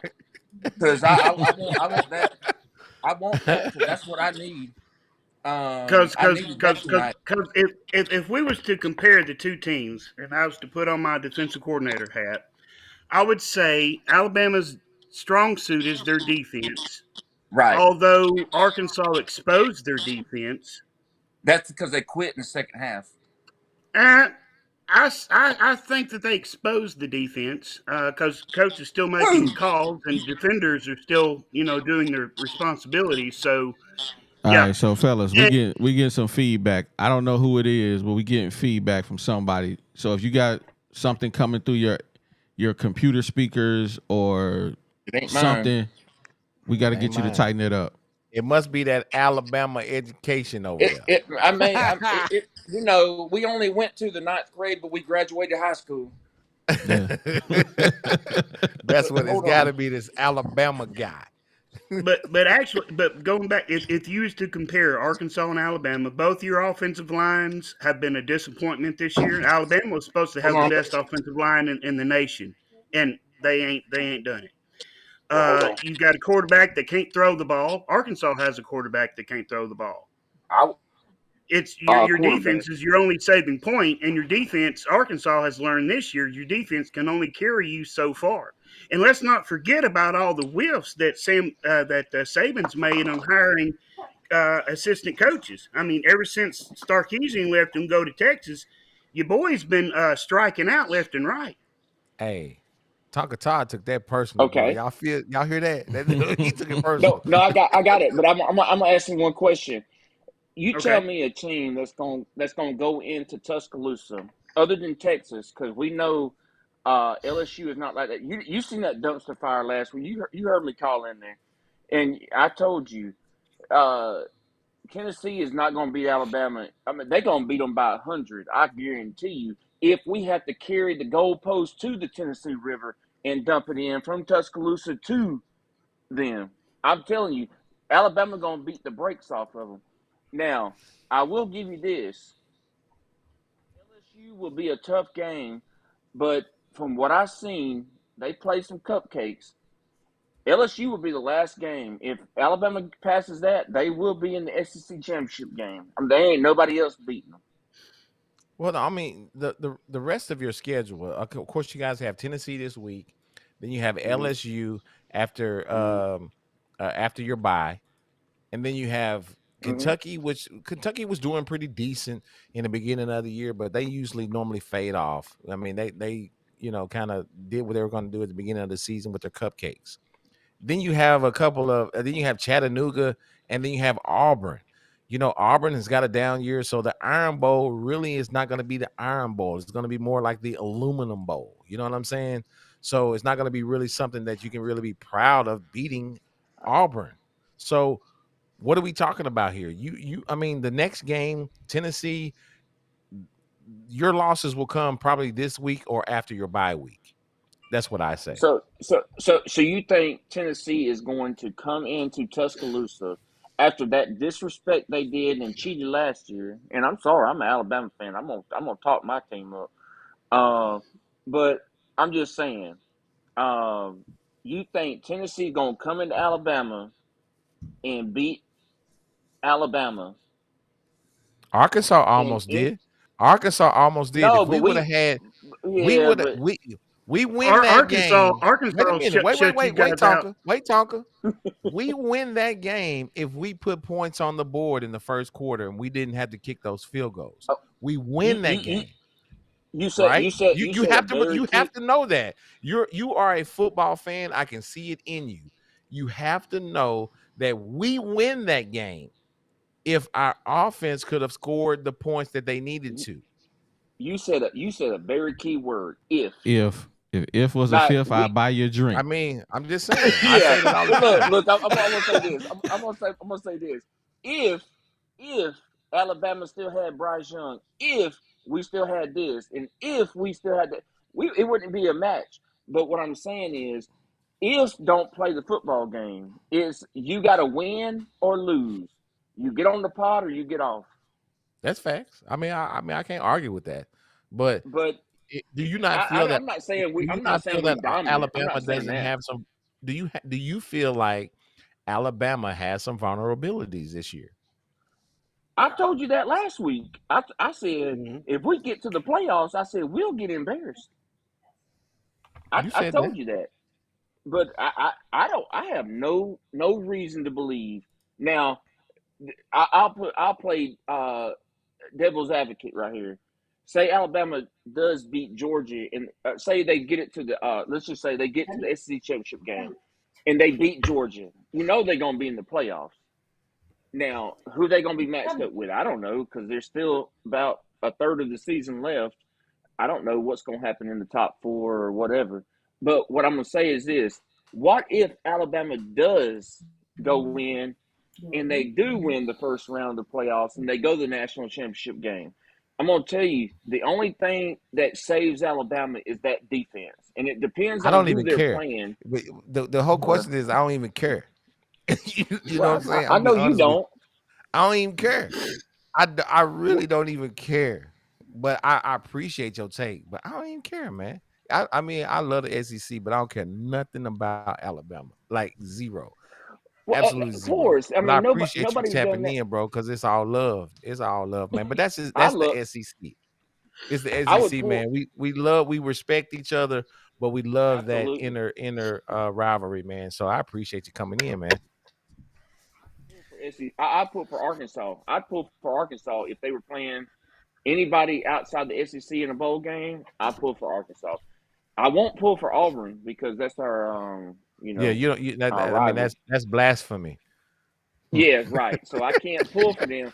I just, let's say if Auburn was playing Kansas State, I'll just say I hope Kansas State loses. Facts. I ain't gonna say I hope Auburn wins. So this is the thing, right? We're gonna jump back into this Razorback and Bulldog content before we get up out of here. I gotta know, G, we gotta do this, man, because we didn't do it. Give me a second. Y'all just hang tight. G, where you at? Oh man, this one didn't take. You know what? That's the wrong one. There it is. There you go, man. So this is the tell of the tape right here for this week's game. And this is what we're doing both teams. So scoring wise, we're scoring an average of 30, we'll say 30 points. Both of us are really neck to neck. So yards, we're at 321 and the Bulldogs are at 375. So our defense is going to have to try to stop them a little bit. We can't let them get to that 375 number. Passing wise, we are at 212 and they are at 222. So that's a really a close matchup right there. Rushing, that's where the big difference is going to come in. We're basically at 110. They're at 152. Third down conversions, we're at 42%. They're at 36%. So hopefully we don't get to too many third downs. And if we do, hopefully it's going to be third and short. Overall this year, sacks allowed, we've allowed 27 sacks. That's abysmal. Our offensive line are going to have to protect KJ, especially at home. It's homecoming. We're going to have to get some protection, and KJ is going to have to hit those check downs and not take too many sacks. Mississippi State's only allowed 14 sacks this year. And we've had 5 turnovers. They've had 4, so that's a pretty close matchup. So overall, in the tell of the tape, it's really close. So this is just going to be one of those gutted out games that hopefully that we can win. I'm pulling for them. I'm a Razorback fan, but the tell of the tape says it's going to be a close game. And the way the Razorbacks have been playing, of course, you know that Mississippi State lost their head coach, Mike Leach. So, you know, they're adjusting to their new coach, which he was on the staff as their defensive coordinator. So maybe a lot of the things that he's instituting is going to be close to what Mike was doing. But hopefully we can get the dub because the Razorbacks have got to win this game this weekend.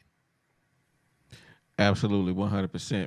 Hey, shout out to Box for the super chat. He said, I thought about Bama this morning when I rolled the toilet tissue off to take a dump. I love the dude, man. I love Box, man. Hey, everybody hang out. We're going to bring y'all back up. We got to go right here. Do we beat that team from Mississippi this weekend, man? That's just the bottom line. That's what we want to get right into it, man. And can KJ have that game that we think he can, that we say he ain't had Can he have it? G? Let the little brother, man. He been kind of quiet tonight. He been quiet, I wanna hear man. from him. He been texted me. He was quiet, like, "Hey, man, get these fools off the screen, man. I need to talk about these Bulldogs."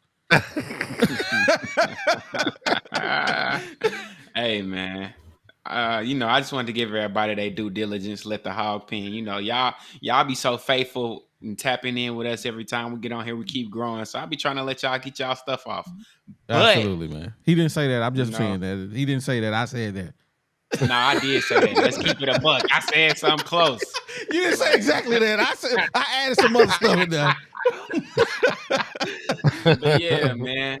I think you just asked 2 questions in one, and I only agree with one of them.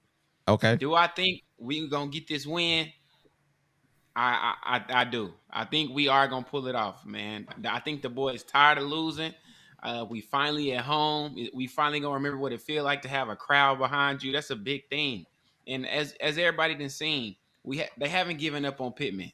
It's something about Pittman that does inspire these guys. I don't know what it is because his voice get on my nerves, but apparently the players like him. So I think they are gonna pull out a win against a very lackluster Mississippi State team. I don't think it's going to be a crazy win like everybody else, but I definitely think the energy alone is going to get us this W.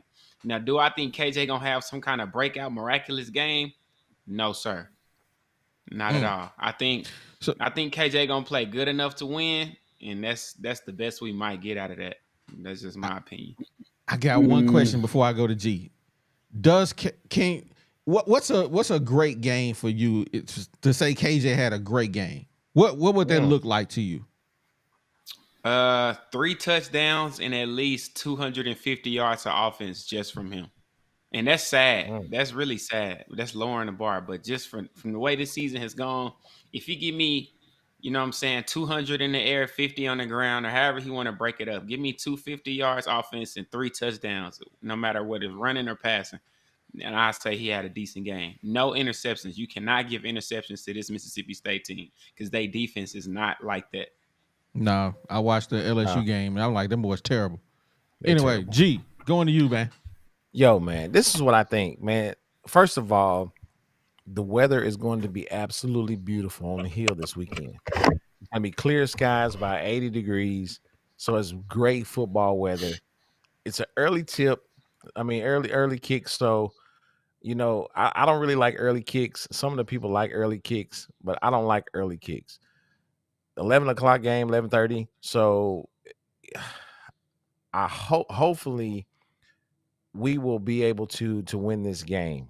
We're going to be home. These guys are not going to have to worry about, traveling and all that type of stuff. So hopefully they can put together a win. My prediction for this win, I think we're going to put up some big numbers.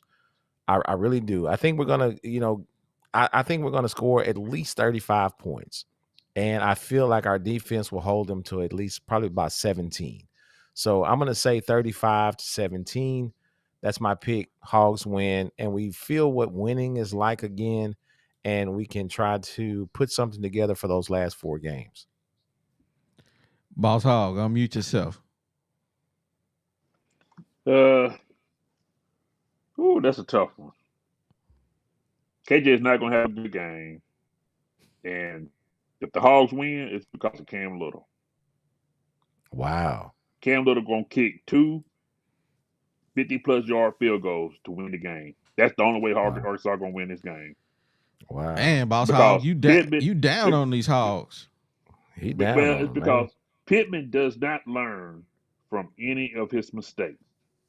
Wow. I tell my kids growing up, learn from, make mistakes, but you got to learn from it. Facts. For 3 years, Arkansas would do 3-1 from the shotgun, and they still kept doing it. And then finally, half this season went by before he finally put KJ up under the center and put 2 running backs behind it and pushed. So it's Pittman. I think it's, Pittman is not learning. Pittman is not doing what it takes to win the game. Pittman is just loyal to these guys, and I'm going to keep them. Okay. Tonka, coming to you. What them Hogs do this weekend now? Well, I think the Rays, I won't say that they will win, because they've not convinced me that they can beat a Mississippi State. But if you break it down and look at it, offensive line for Arkansas is straight flaming dumpster juice.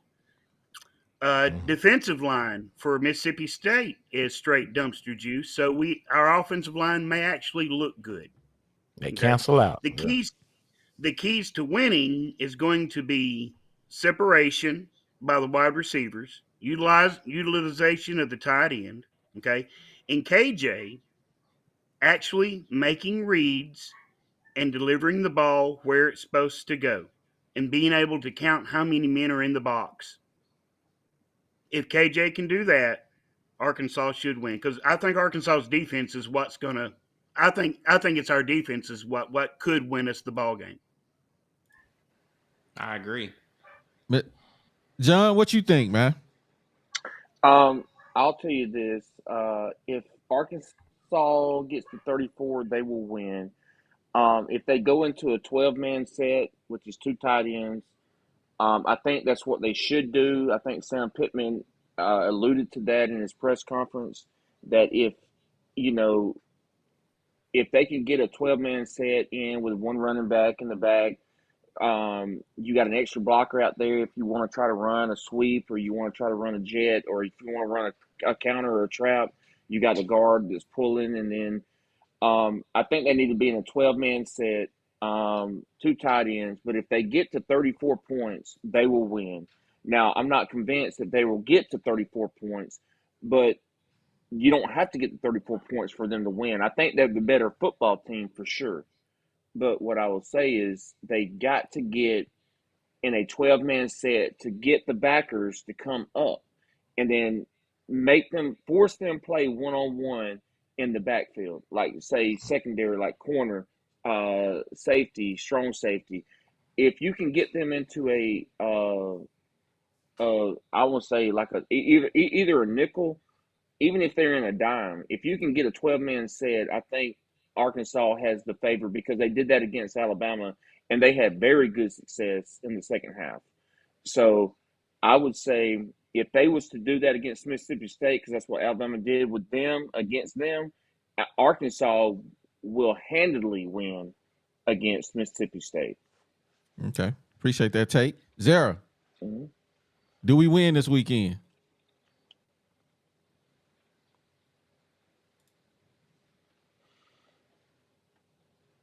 I think you muted. If I got you muted, my fault. There you go.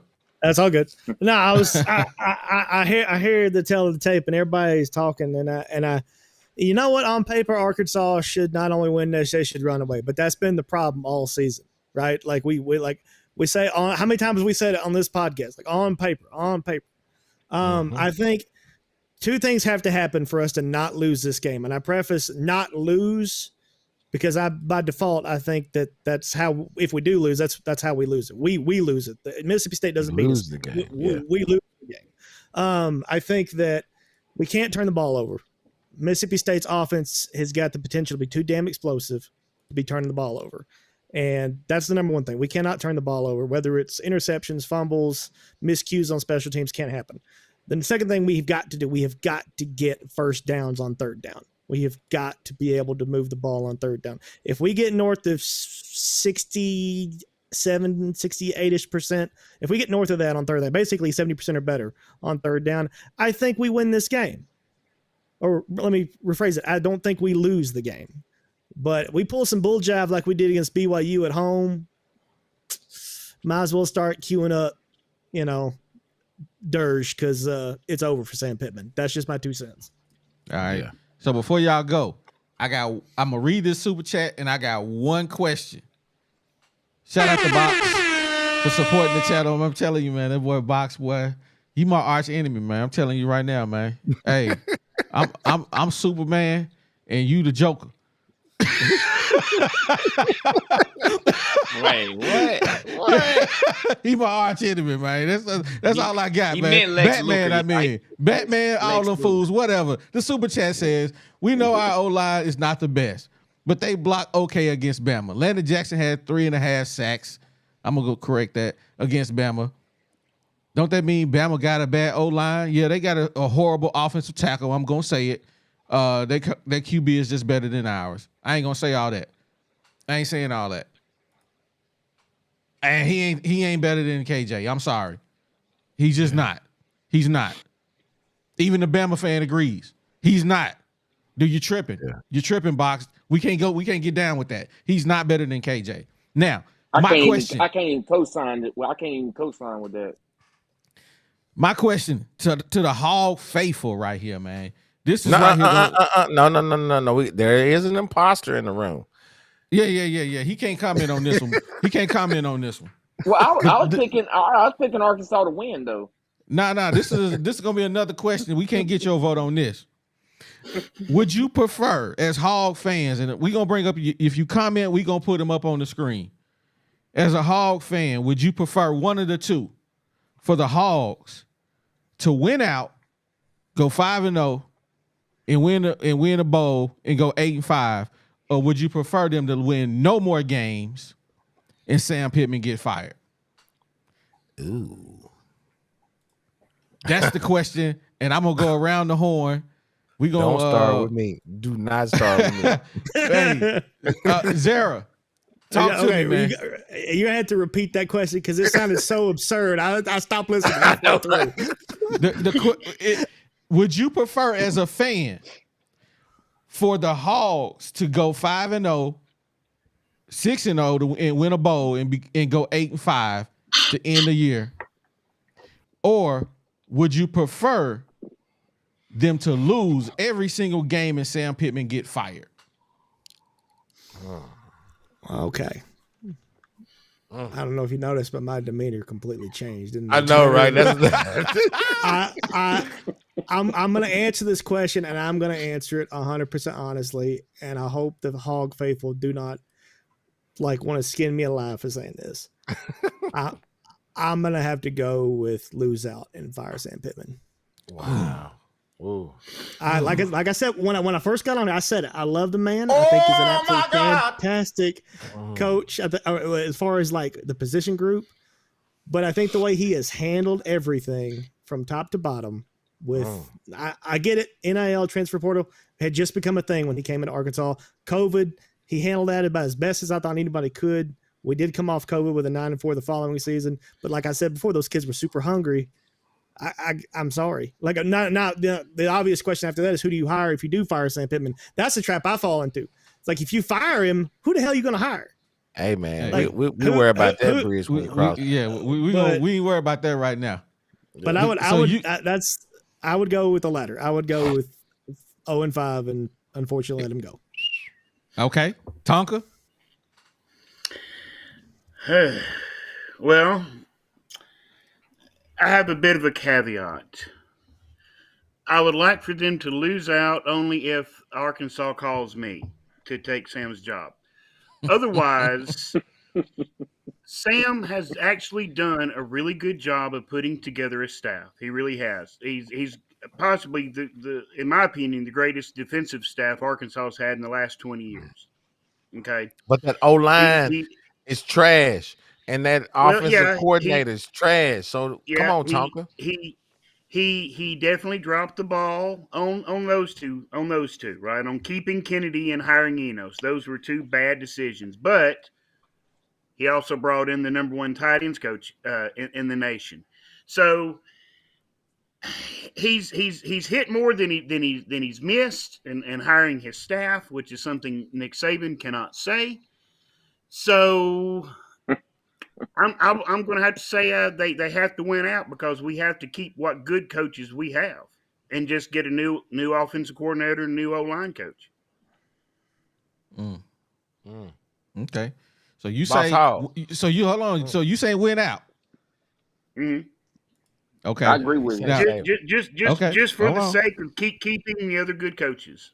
All right. So let me read this super chat. Box always supporting the channel because he's shooting shots at me. This dude still talking about 5-0. Hey, and I'm gonna stand on it. Now, Boss Hog, fire Pittman. They lose out, fire Pittman, or he wins every single game left on the schedule in the bowl. Which one you want? Now, if you'd have said fire Enos and Kennedy, I'll say lose out automatically. But Pittman, I'm gonna have to say win, and hopefully Pittman will get rid of those two when the season's over with. So I'm gonna say win out. Win out. Y'all already know where I stand. I'm standing on 5-0 to win the bowl. Y'all heard what I said. I'm saying it loud. I'm saying it too. Deezy, It ain't gonna happen. it's gonna happen. It's gonna happen. Right here on the Woo Pig Podcast. You heard it first. Nah, that ain't gonna happen. Deezy, what say you? Which one you want, man? You want him to get fired? You want him to go win no more games and get fired? Or win the rest of his games and say OD was right? Which one you want, bro? I don't want to say OD right or nothing. Kill yourself. Hey, I promise. I was just about to go into a deep speech about. Do y'all know how tricky OD is? You know, this ain't even about the Hogs no more. This is about his prediction. I just want y'all to know that this ain't got no. This is. I'm gonna tell you. He's trying to this is not about that for real. vicariously have us support him. Is that no? This is a serious question because I'm trying to figure out which one would you guys as fans want. I mean, you want him to get fired and win no more games, or win out and go 8-5? Which one you want, Deezy? It's a trick. No, I was sitting there lingering back and forth because for me, this is a really, really hard question. Like really hard because I don't want to go through another rebuild on one end. But then it was one thing that dawned on me. And the real question is this, y'all. This is the real question that he not asking. Do y'all want to be mediocre forever? Or do y'all want to take a chance at the promised land? And when I thought about it like that, I had to go, man, let's lose out, dog. I would rather take a chance on finding somebody great, somebody that's going to give me the best years of my life. Have y'all ever lived in Arkansas when we was amazing? It felt like we was in New York, in California. I miss those. I was a kid when those days was here last time. I need that in my life. I deserve that. My daughter deserves to grow up and wear the hog and be proud. I got to keep this on in the house nowadays. I can't even walk outside in this. So nah, man, I'm sorry, and I refuse to let OD even think that we got a chance to win out this season because we do not. So no, okay. I say let's lose out and let's find the next great hog coach, man. I'm sorry. Hey. Can I just say one thing to what he said? Hold on 1 second. I'm gonna read my super chats first, and then we'll let you chap in. Then we'll go to G. A lot of people wanted Browse gone after last season. Now look, I think we may regret firing Pittman as well. Pump your brakes, Hog Nation. Shout out to Eric. We appreciate the super chat, man. And I agree with that, man. I said it. I agree with Eric. I agree with Deezy. We gonna be mediocre forever with Pittman. I agree with you. 100%, bro. I do. We gonna be mediocre forever. But the problem is what Zara said. If we fire Pittman, who we get? We may get Chad Morris the second edition. It's not Pittman. It's your offensive coordinator and your defensive coordinator. It's not Pittman. So what I'm trying to tell you is I'm telling you, because you hired somebody else. Who hired them? He did. No, but he's never been in an administrative role. This is his first role as an administration. He's learned, but I'm telling you, it's not Pittman.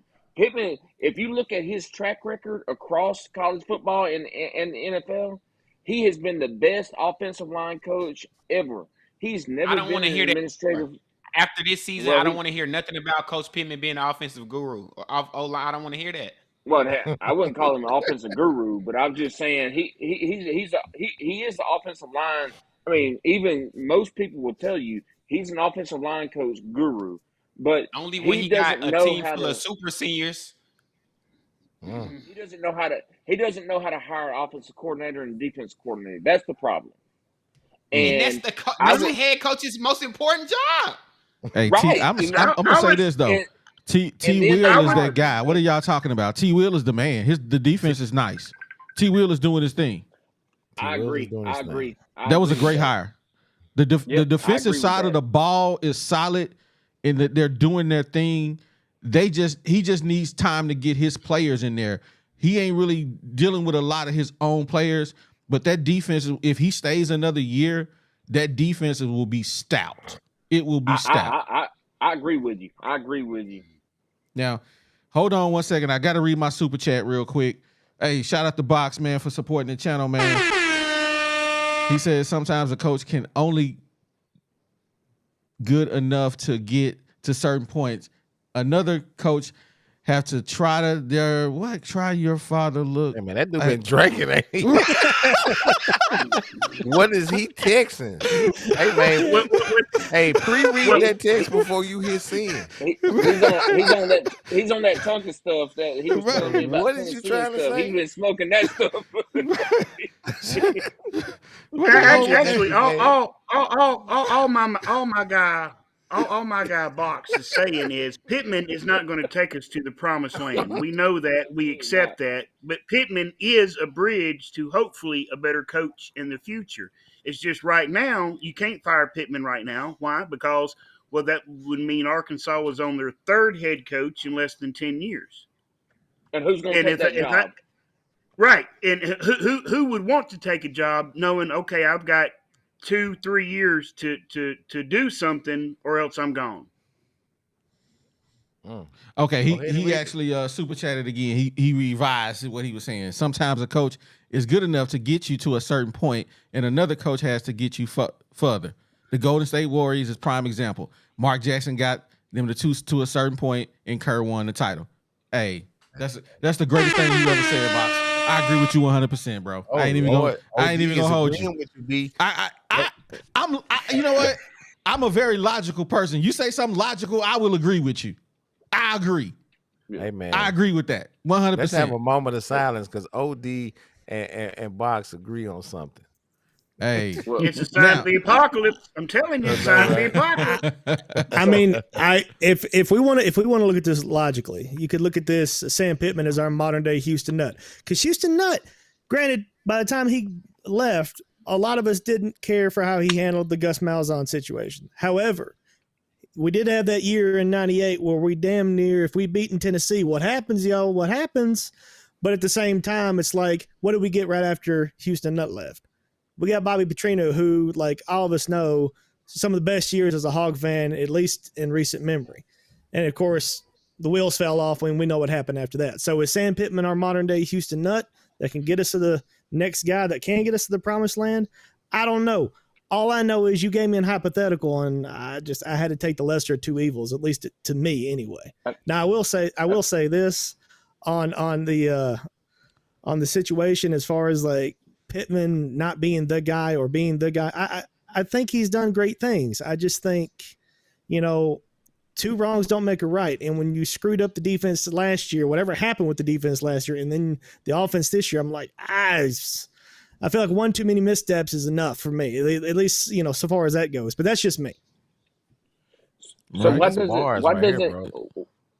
they do a 12-man personnel? Why don't they do 12-man personnel like Arkansas? Like 2 tight ends, because I think Arkansas has. We have. Yeah, but they Arkansas runs 11 and 12 men personnel. Okay, and hold on 1 second. Go ahead. Hold on 1 second, G. We gotta get you to answer the question, man. You last on the list, man. Hey, man, y'all don't what want you to want, come to man. Big Sexy for that, bro. Y'all don't want to come to Big Sexy for that because you know me. Look here, I don't really care if we win out or if we lose. A change has got to come. Okay, so that's my answer, man. I'm not gonna succumb to that little trick bag that you're trying to put everybody in. I'm saying,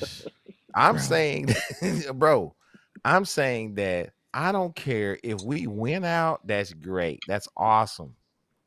And if we do win out, a change has still got to come about. Hey, man, answer the question, man. That is my answer to the question. Answer the question, man. That's my answer to the question, bro. You can't change what I say.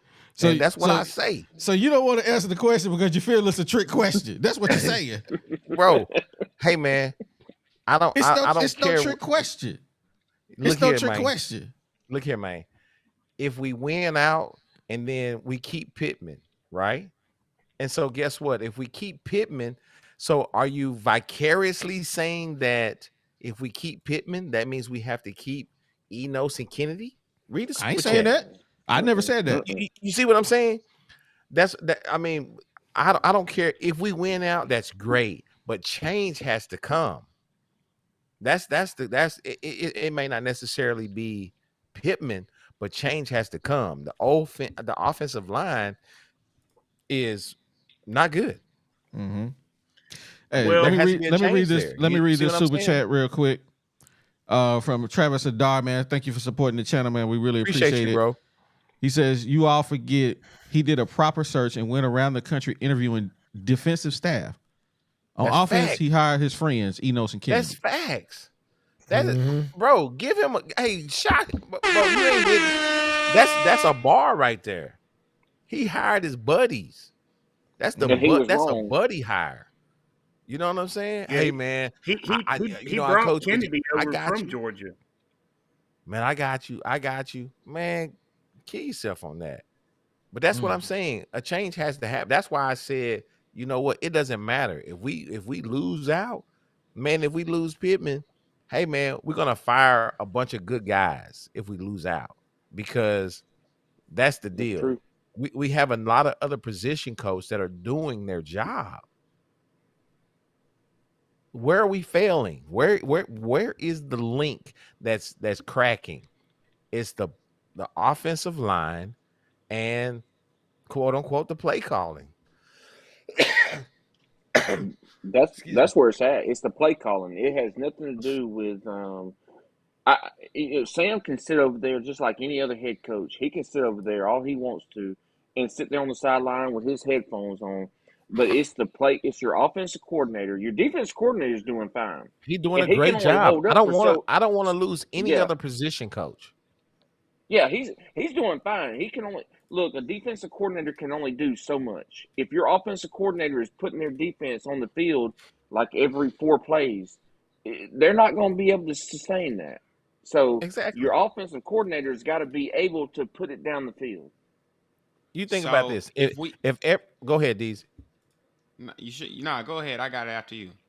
No, but because what I'm saying is, you think about it respectively. Everybody has. If you don't have a job, you've had a job. Think about if your job was dependent on what your boss do. You like, hey man, hey, you can't really tell your boss what to do because he hired you. You can't tell him what to do because he hired you. But if your job is dependent on what your boss does, man, that causes friction. You know what I'm saying? That's friction. And that's not a good look. So I'm saying there has to be a change. I don't care if we go 5-1 or if we go 0-5. I think y'all going 5-0. You heard? You heard what he said. If we do, that's great. I'm for that. I'm You all heard for it. that. I know. Let the I record know reflect. Let the I know record the proof. reflect that I- ODO yeah. here agreeing with Bama fans. Hey, he on my side. He on my side though. We have nothing in common. We have nothing in common. I'm just agreeing. OD is agreeing with me, and I'm agreeing with him. I'm telling you, going Exactly. 5-0. Exactly. I feel like we're more likely to go 5-0 than 0-5. And I truly do believe that in my heart. Yeah. But There you go. See, there's 3 I people think that's got good sense on here. But I don't think we will. I think we'll probably go more like 3-2 down the stretch because you got to toss up FIU. I hope is a win. And Auburn, Florida, Mississippi State, we can win that. Now Florida, I don't know because some days Florida shows up and they ball out, and some days they show up they just might as well be picked But on I'll the field. But I'll tell you this with Georgia. Georgia's about to kill the will of Florida. They about to kill the will of Florida. And Florida, once they play Florida next week, they're gonna kill the will out of Florida. So that should be an easy win for Arkansas because I'm telling you, who play Florida next they're week? gonna. Georgia's got them up the Georgia. bye week. Okay. Yeah, Gotcha. So Georgia's about to beat them like they stole something and then came back and tried to steal it again and beat them again. I'm just telling you. Hey, Uh-oh. I'm gonna read our last super chat before we shut it down. Before I try to blame Enos, give Chris Well, because at the end of I should have read this before, because at the end of the day, Tonga Tavaloa, whatever that fool name is, will get drafted and KJ won't be. Enos had Brandon Allen still in the NFL, so I'm not blaming Enos yet. Man, Talia Tagovailoa. him too.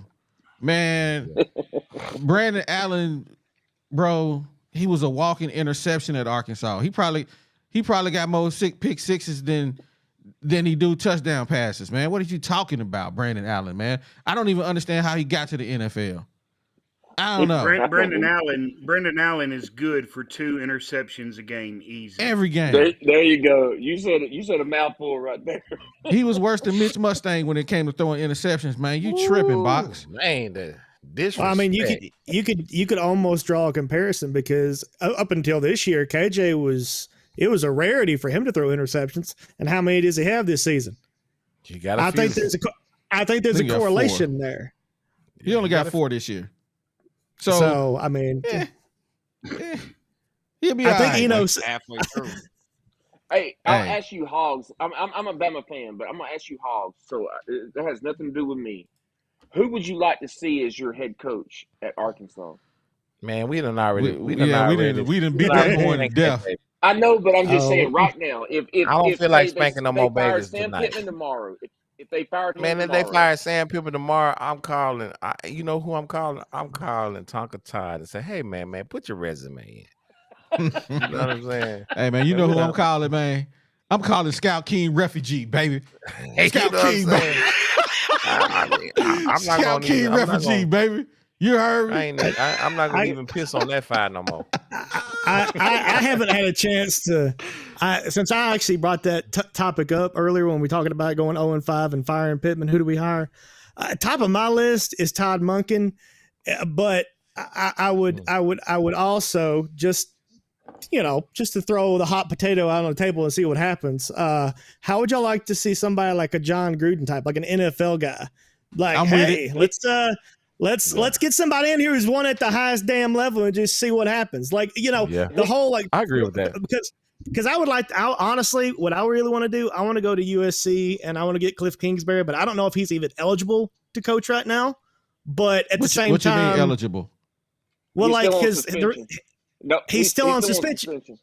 So he can't or for whatever reason, like he left or got fired or whatever from Arizona. So he can't actually have a staff job. Yeah. That's why he's an analyst and not a coordinator. So like if he's still has to do that, then we can't get him. But I'm like, hey, if he's eligible, freaking get Cliff Kingsbury in here. Go get Todd Monken, guys that know how to play call. Because let's admit it, it's an offensive league at every level. So let's get somebody who knows how to call plays and win ball games, at least on the scoreboard, and we can figure the defense out later. But if not but you need to put something in his contract to say, hey, you keep T. Will. I don't care who you know. I heard that. I heard that. And it wouldn't just be T. Will. It would be Woodson as a secondary. Yeah, Woodson as well. You keep the defensive staff. Absolutely. I don't care what you do, but they on your staff. I got one. I'm gonna read this super chat, and I got one question I need to answer. Shout out to Box again. He said the announcers even said KJ don't take chances, and if you don't take chances, you're not getting interceptions. But who's the last Arkansas OC put a quarterback in the NFL? I'll wait. So yeah, right. Now it's riding with Enos. Come on, bro. Stop it. Stop it, bro. Okay, well, hang on. I've got a rebuttal for my guy Box. Now, Box, I love you. Okay, and what I say to you now, brother, I say to you as a friend.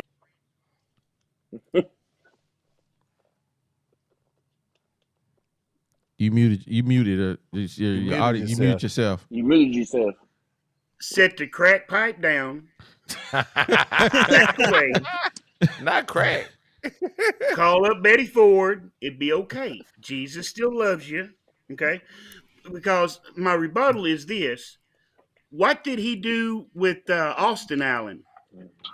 Mm. Austin Allen didn't do anything, and And, every other quarterback he had didn't really do anything. and Enos Austin had a normally way better Enos comes arm. in. And normally, if Enos comes into an offense, if you go back and you look at the numbers, you're almost guaranteed a quarterback throwing for over 3,000 yards, and you're almost guaranteed a running back running for over 1,000. Hey, boss What Hog, you shout out to laughing you. at, He says Urban Meyer. Hey, I got one question, man. Somebody tell me why Cliff. I just sent a text message. I was just laughing. Hey, somebody tell me why Cliff Kingsbury can't coach. I need to know. I need answers. Well, it's not that he can't coach. It's the fact that when he got let go from Arizona, like there's this whole thing in his contract that he can't be hired or else they won't continue paying his buyout. Is what that is. Oh, okay. Well, So if he hey, wants I to- understand. So if he wants to get fat money from Arizona Cardinals, he's gonna not coach and he's just gonna be a analyst on staff. Yeah. When Ain't you nothing know wrong when with you that. know when you know for a fact that oh boy at USC is pulling him in on every offensive meeting. Hey, what you think? Hey, what you think? So I mean, I like Urban. I don't know if I want to attach that same level of like kind of ickiness that because that's the same problem. We don't go back to Petrino. You don't want to hire him for the jive he did. Well, do we really want to bring the jive that Urban just got done with at Jacksonville? I don't know. I don't know about that. I don't know about that. No, because when he starts losing, he's gonna get sick and he has to leave. Hey, Yep, super what chat. it is. Hey, Box said YouTube muted you, so that means you was wrong talking. Man, hey, we've been on here. I want to ask y'all just one last little question. All you little let's see, we got 1, 2, 3, 4, 5. So 5 Woo Pigs. So how would you like to see You the said little? openings for Mississippi State? Well, I say little Alabama too, so it ain't nothing. But what I'm saying, what would you like to see the opening drive be for Arkansas? A touchdown. Well, I understand that, but I'm saying, like, what set would you like to see them going into? Because we've seen them in the last 3 drives. They came in 3 different sets in all 3 games. I don't care what set they in. I want to see AJ Green take an 80-yard touchdown to the house. That's what I want to see. That sounds good to me. From a coaching standpoint, seriously, I think a pistol formation kind of fits in with what KJ does good. It gives him extra space. You can run a hurry up, which would allow your offensive linemen to not miss blocks, hopefully so often. But I would run 11 men personnel out of the pistol. I think that's what Arkansas needs to do, and then just run pass route combinations and work with personnel packaging to start creating some explosive offensive, because Arkansas has the people to do it. Just we ain't got the guy that can pull the trigger. So what I would like to see, I want to see 3 distinct things. Obviously, somebody already mentioned, I want to see AJ in the backfield 70% of the game, especially if the plan is to hand the damn ball off. Pardon my French. I know this is family friendly.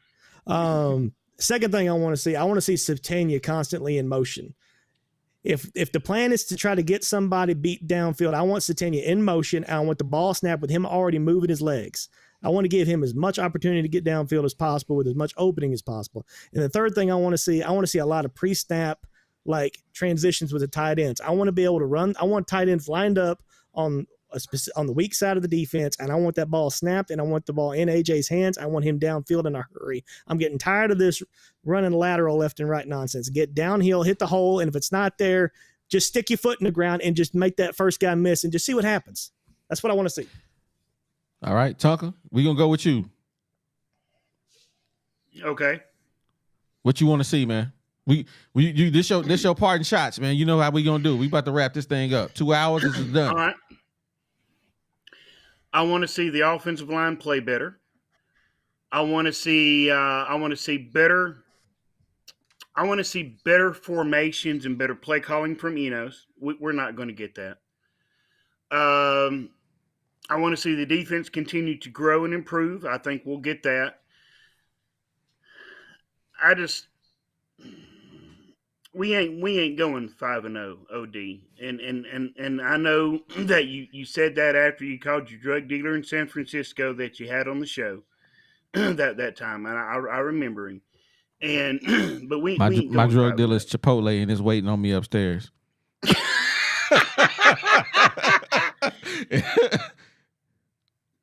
But we ain't going 5-0. We'll win maybe 2, maybe Okay. if we're All lucky. right. I hear you.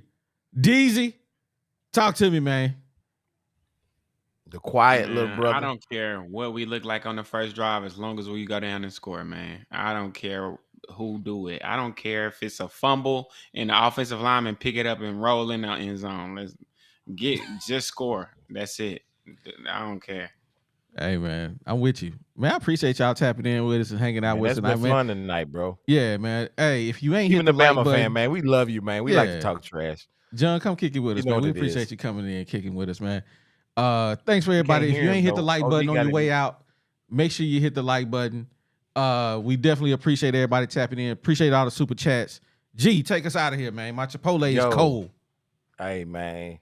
Yo, man. First and foremost, man, as always, man, I'm going to give another shout out to my Uncle Clee, man. He's battling cancer.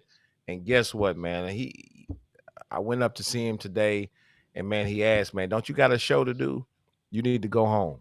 You know what I'm saying? He said you need to get home and do your show. So shout out to my Uncle Clee and all the rest of my day ones up on the hill, QB4, Biz, DJ Sparky, my little nephew Chipper, all my homies down here in Little Rock, man, all the hog pen is tapping in. Yo, man, we appreciate y'all, man. The Woo Pig Podcast is going to do something special. We doing it, and we appreciate you guys tapping in with us, man. So with that, hey, man, you know what I say. I said what I said, and we out. Oh my God! Yeah, it's the 501, baby. You know how we get down on the Woo Pig Podcast. Shout out OD, shout out G Holmes, it's the bad. Big sexy.